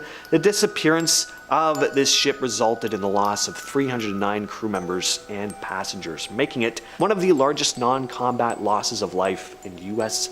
naval history. And finally, we're going to finish things off with a bizarre one, with the trial of a corpse. This happened in January of 897 AD, several months after the death of Pope Formosus. After Formosus died, his body was exhumed and he was put on trial. Not before he died, after. The trial was orchestrated by Pope Stephen VI or 7th. There's some debate on that, but he really just wasn't a fan of Formosus. Stephen accused Formosus of perjury, violating church laws, and of being an illegitimate pope. During the trial, Formosus's 7-month-old rotting corpse was dressed up and placed on a throne. A deacon was appointed to act as his advocate, answering questions on behalf of the dead pope. Formosus was found guilty on all charges. His papacy was declared invalid, and his acts as pope were declared invalid. 3 fingers on his right hand, which he had used for blessings, were then severed, and his remains were thrown into a river. After Pope Stephen VI's death, Pope Theodore II annulled the whole trial and restored Formosus's honors and good name. He called the trial a travesty, declaring the verdict null and void. And we're kicking off the list today with the haunting of the Ammons family. There was a lot going on with this case. It's similar to some of the stuff Ed and Lorraine dealt with, but it would have terrified them for sure. This whole situation played out back in 2011, and it became one of the most well-documented possession/haunting cases in recent years. Latoya Ammons and her family moved into a rental house in Gary, Indiana, where they soon began experiencing terrifying and inexplicable paranormal events. The family reported hearing footsteps, creaking floors, and voices, especially during the night when the house was quiet. That's your more standard spooky haunted house stuff, but even crazier, the young ones allegedly started levitating, floating above their beds or being thrown across the room by some unseen force. Latoya and her children also began displaying signs of possession. They were speaking in deep voices, growling, and demonstrating unnatural strength and aggression. The house was also infested with flies, even during the winter months. Several witnesses, healthcare professionals, social workers, and even police officers who filed official reports stating that they had witnessed unusual and unexplained phenomena in the house, so it doesn't seem like this was just the family spouting stuff off. Number 9, the Kamuki House. This is said to be one of the most haunted houses in Hawaii. In 1941, police responded to a frantic phone call from a woman screaming about her family being attacked. Authorities rushed to the scene, and when they got there, they reported seeing a young boy, his 3 sisters, and their mother, who made the phone call, being tossed around by a seemingly invisible force. A similar horrific incident would happen in the home 30 years later, which police would also report on. Luckily, the home has since been torn down. Condos sit on the property now. As to what was responsible for these odd cases, local legend has it that there was a vengeful corpse that had been buried on the property. Next up, we have the S.K. Pierce Mansion. The house was built in 1875 by Sylvester Knowlton Pierce, a wealthy chair manufacturer. It changed ownership multiple times, but everyone who lived there seemed to have a real lousy time. The home served various purposes. At one point, it was a boarding house, hotel, a restaurant, and during all this time, as ownership changed hands and people moved in and out, some residents never left. The ghosts. In 1965, the home was owned by Ennio Sari, a World War II vet who met his end after being burned alive in his bedroom. The cause of the fire? Not 100% certain. His bed just seemed to mysteriously catch fire. People who would visit that same room later on would often describe the faint smell of something burning. A couple by the name of Edwin Gonzalez and Lillian Otero moved into the home in 2009, and they were only able to stay in the place for 2 years. They had a list of creepy experiences, but it was actually their neighbors who would tell them about this next thing. The folks next door would look out their window on occasion and see a little blonde-haired boy running through the couple's house. Edwin and Lillian didn't have kids. The couple would also report seeing a woman believed to be Mrs. Pierce and a young child, possibly her daughter. They'd also hear unexplained voices and whispers and conversations in seemingly empty rooms. And at number 7 is the Lizzie Borden house. The Lizzie Borden house, located in Fall River, Massachusetts, is infamous for the brutal death of Andrew and Abby Borden that occurred there in 1892. On August 4th, 1892, Andrew and Abby Borden were found dead in their home. Lizzie Borden, Andrew's daughter, was accused of the attack but was acquitted during her trial. The case remains unsolved, and the true identity of the perp has never been definitively proven. Guests claim to have seen apparitions of Lizzie Borden and her parents throughout the house. Some have reported seeing the figures of a man and woman believed to be Andrew and Abby Borden in different rooms. At number 6, we have the Michael Taylor possession. We've heard of some cases where exorcism supposedly worked, but there are a lot more that failed, or in this case, ended in total tragedy. There's a good chance this man was far beyond anything Ed and Lorraine Warren would have been able to deal with. The Michael Taylor possession case, which occurred in Ossett, England in 1974, is one of the most disturbing exorcism cases in recent years. Michael Taylor was a 31-year-old married man with 5 children. He started experiencing behavioral changes in erratic episodes, exhibiting signs of aggression while claiming to be tormented by evil spirits. He was part of a local Christian group called the Christian Fellowship Group, led by Mary Robinson and her husband, Pastor Ray Robinson. The Robinsons and other members of the Christian Fellowship Group decided to conduct an exorcism on Michael that ended up lasting for an entire night. Taylor displayed violent behavior. He would attack the participants. He would growl, speak in tongues. After the prolonged exorcism sessions, Taylor was declared free of the demonic entities by the group, but shortly after returning home, he ended up taking the life of his wife, Christine, in a frenzied attack. When police arrived at the scene, they found Taylor covered in red, strolling down the street in a completely detached state. Taylor ended up being acquitted on the grounds of insanity and was sent to a psychiatric hospital for treatment, which is what should have happened long before. Number 5, the haunted Elsa doll. Now, the Warrens were no strangers when it came to haunted dolls, but after having dealt with Annabelle, I doubt they'd have wanted any part in this. In 2013, the Madonia family in Houston got an Elsa doll from Frozen for their young daughter. It would sing and say phrases from the movie. Everything was pretty normal for the first 2 years, but according to their mother, Emily Madonia, the doll started to go back and forth between English and Spanish, just out of nowhere. There was no button for it, just completely random. They had the doll all the way up until 2019, and during this whole time they never even had to change the doll's batteries. And the creepiest part, Elsa would occasionally say phrases even when its power was switched off. Family did what anyone would do in this situation. They chucked Elsa in the trash, but weeks later they found her in the basement. They attempted to get rid of the doll again, putting the doll in the trash all the way at the bottom of the bin right before the garbage was collected for the day. Then they left town for a few days, but when they got back, guess who was sitting in their backyard? Elsa had returned yet again. Now, the most logical explanation is that someone was playing a prank.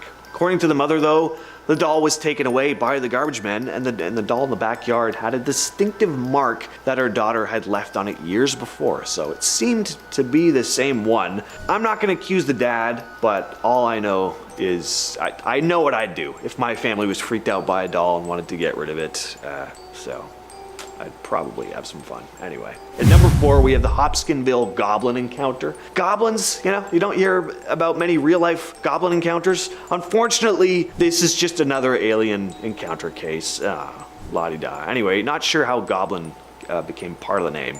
In August of 1955 in Hopkinsville, Kentucky, the Sutton and Taylor families witnessed strange lights streaking across the sky. Later that night, they heard odd noises outside of the farmhouse, including scratching, tapping, and footsteps on the roof. The situation took a even more bizarre turn when the families spotted small, silver-skinned beings about 2 to 3 feet tall with large glowing eyes, long arms, and sharp claws. Terrified, they fired at the creatures, but the bullets seemed to have no effect, so the families called the police who found no evidence of intruders. They ended up going to the police station and recounted their experience. Next up, we have the Bell Witch. The story goes that in rural Tennessee, back between 1817 and 1821, the Bell family, John Bell, his wife Lucy, and their children, came under attack by an unseen aggressive entity. The Bells lived in a settlement called Red River near Adams, Tennessee. Strange occurrences began in 1817 when the family reported hearing unexplained knocking on the walls of their home.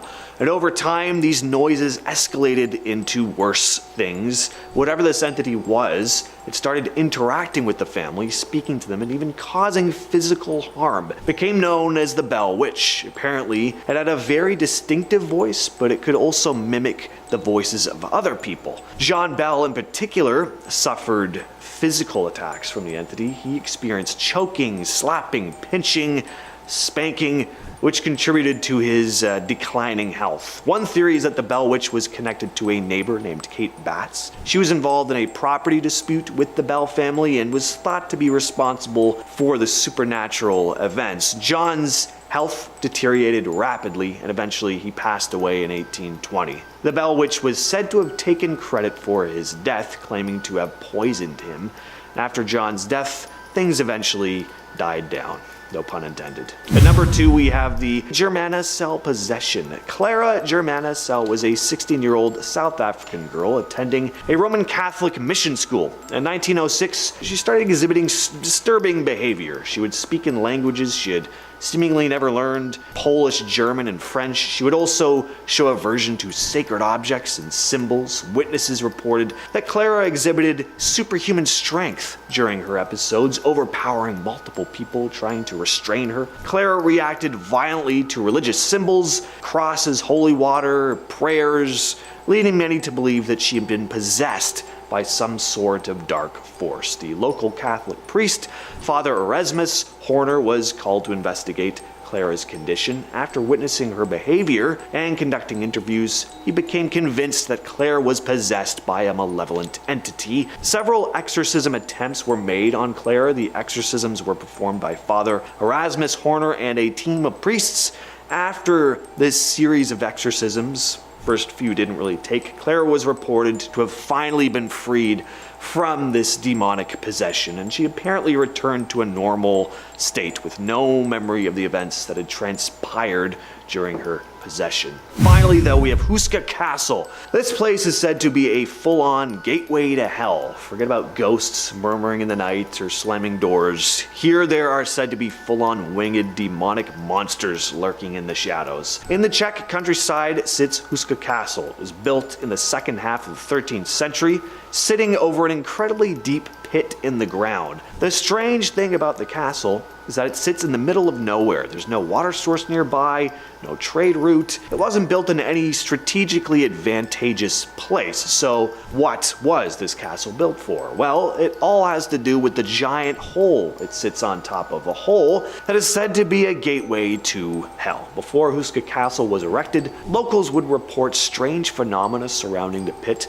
Winged monsters were said to fly forth from its depths, and it was so deep that nobody could see the bottom. You'd have to be lowered down to see what was in there, and one story goes that a man did volunteer to check things out, and whatever he saw turned his hair gray and made him lose his mind. So Huska Castle was built, fortress built, not to keep invaders out, but to keep demonic forces in. The place is so notorious that back in World War II, members of the SS were said to perform dark rituals at the castle, which sounds like pure fiction until you read about how into the occult they actually were, so that's not that surprising. Off this list, in our number 10 spot, we have the Rhode Island vampire. Admittedly, witch and vampire hunts aren't exactly a topic covered in most history classes, but this is truly a pretty crazy story.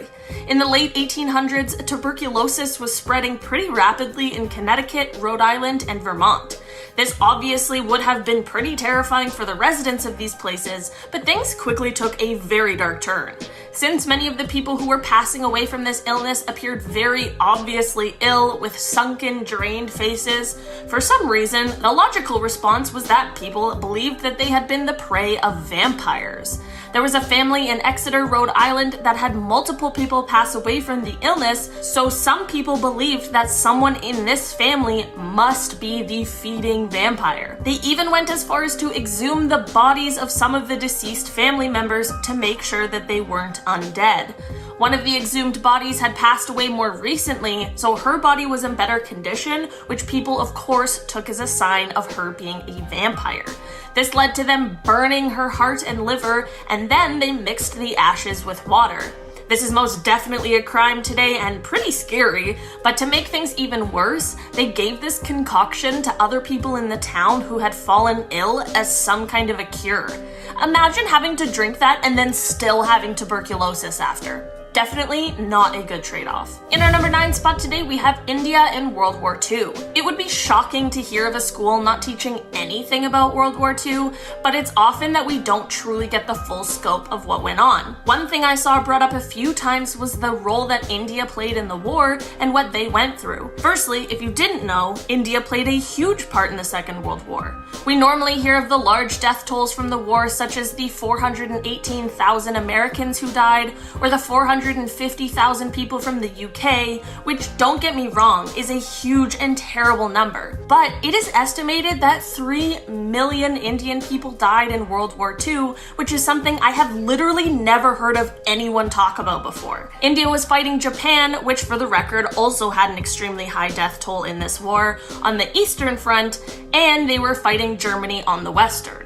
World War II is a part of our global history, so why don't we talk about it and how it affected all of the countries? In our number 8 spot today, we have the Acadian expulsion. Before I dive into this one, guys, please don't forget to hit the thumbs up button if you're enjoying the video so far. This is something that happened in my own country, you guys, and I can honestly say this was never taught at the schools I attended. The Acadians were descendants of the 17th and 18th century French settlers who settled in the area that is now the Canadian Maritimes, so New Brunswick, Nova Scotia, and Prince Edward Island. In 1730, Acadians had to swear to British authorities that they would remain neutral on any conflict between Britain and France. Basically, one thing led to another, and the governor of Nova Scotia at the time, Charles Lawrence, saw the Acadians as some kind of a threat, and he also wondered why people who weren't from the area were allowed to live on such a beautiful part of the land. Well, isn't that real rich coming from someone who also wasn't from the area? But that is a whole separate conversation. Charles tried to force the Acadians to take an unqualified oath of allegiance to Britain, and when they refused, he imprisoned them and then ordered them to be deported. A man from New England called Charles Morris came up with the disgusting idea to surround the Acadian churches on a Sunday morning and capture as many people as possible while also burning their houses and crops. This whole situation led to approximately 10,000 Acadians being deported, and apparently this whole ordeal had a fatality rate of 53% for the Acadians. This whole thing is honestly pretty disgraceful, and it's just something that we don't talk about. In our number 7 spot today, we have the Iranian Revolution of 1979. On August 19th, 1978, at the Cinema Rex in Abadan, Iran, there were hundreds of people watching a film when 4 men barricaded the doors, doused the cinema in gasoline, and lit the whole thing ablaze. This was a key event that led to the following revolution of 1979, but it truthfully had been building for quite some time, and this obviously wasn't the only event that led to this movement. This revolution was unique in the fact that it lacked a lot of the usual causes, such as a defeat in war, or a gigantic national debt, or an uprising of those in poverty. There is a lot that happened and a lot that went into this revolution, and I truly do not have time to cover in this video even half of it. But this revolution not only toppled Iran's absolute monarch, but it had worldwide political repercussions that are still seen today. In our number 6 spot today, we have Cyrus the Great. It is entirely possible that you may have learned about Cyrus the Great in school, as he was the founder of the Achaemenid Empire, but there is one thing he did that apparently a lot of us didn't know that possibly changed the course of our history. After he took Babylon over, he freed all of the captured slaves in the city and let them go back to their homelands. This included the Hebrews who were captured and enslaved from Judea. This may seem like a nice and reasonable thing to do, but it truly was more than that. By allowing these people to be free and return to their homes and continue practicing their religions, this may have been what has kept some religions alive. Without this move, it is possible that we may not have Judaism, Christianity, or Islam today, and that would have made our entire history very, very different. In our number 5 spot today, we have the Italian Renaissance dark side. When we think of the Italian Renaissance period, it is known for development and the rebirth that it caused, which makes a lot of sense considering the word Renaissance literally means rebirth. But there is one less glamorous and slightly frightening side to this period that isn't widely talked about. Sailors who had been returning from the New World at this point brought something less than lovely back with them, and that was syphilis, which spread through an entire French army.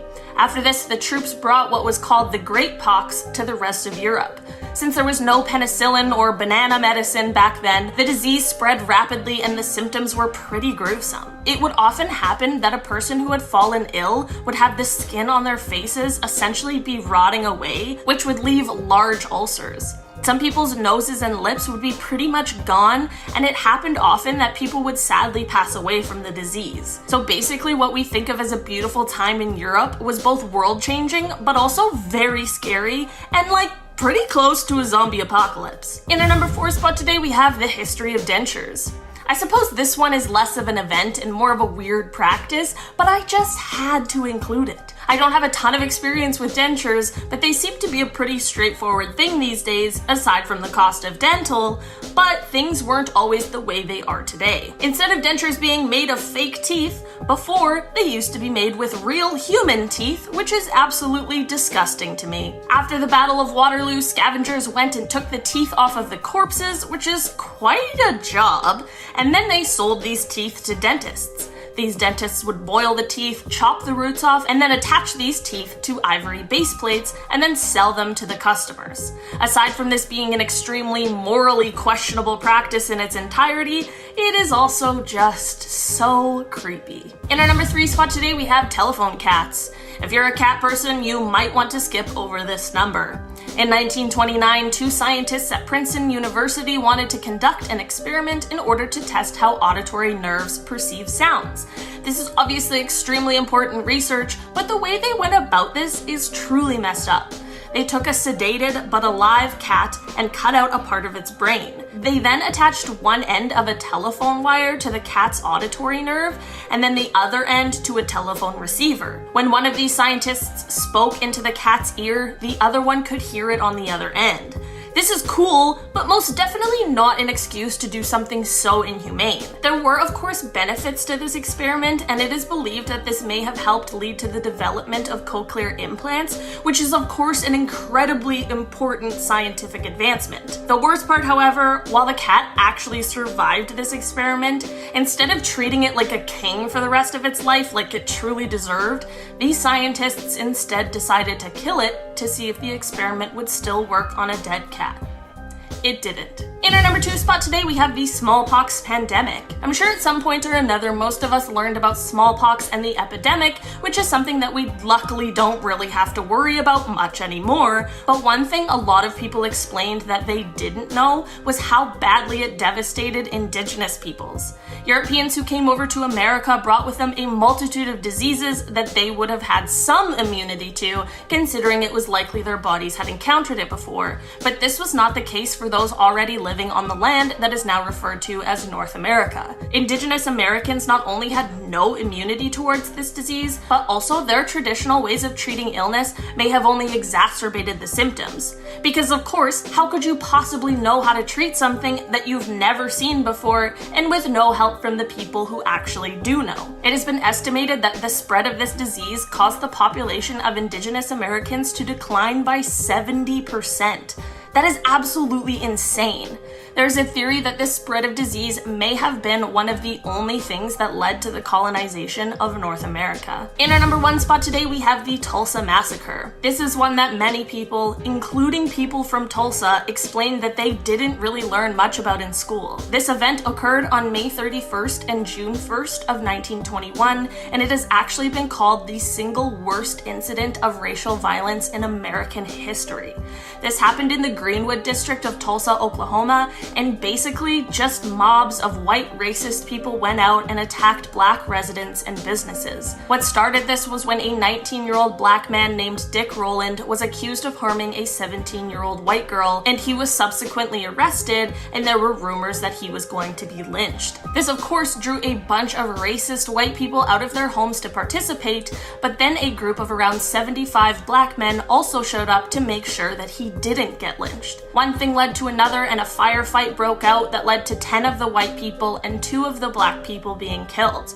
After this, all hell broke loose. Just last year, the last living survivor of the massacre, R&B and jazz saxophonist Hal Singer, passed away at the age of 100. And just last year, this massacre finally became a part of the Oklahoma State curriculum, and it's about time. Only a century too late. I also feel like in that I didn't include, but I should have said, that thing after the lynching was like only the beginning of it, and then everything got crazy and way more people died, and it was really destructive. I just didn't want anyone to think that I was making it seem like it wasn't as bad as it was, because it really was. Anyways, that's been our list for today. Thank you so much for checking it out. If you learned of any of these in school, please let me know. I mean, I went to school in Canada, so obviously my curriculum won't be the same as yours, and yours won't be the same as the next guy, and you know what I mean.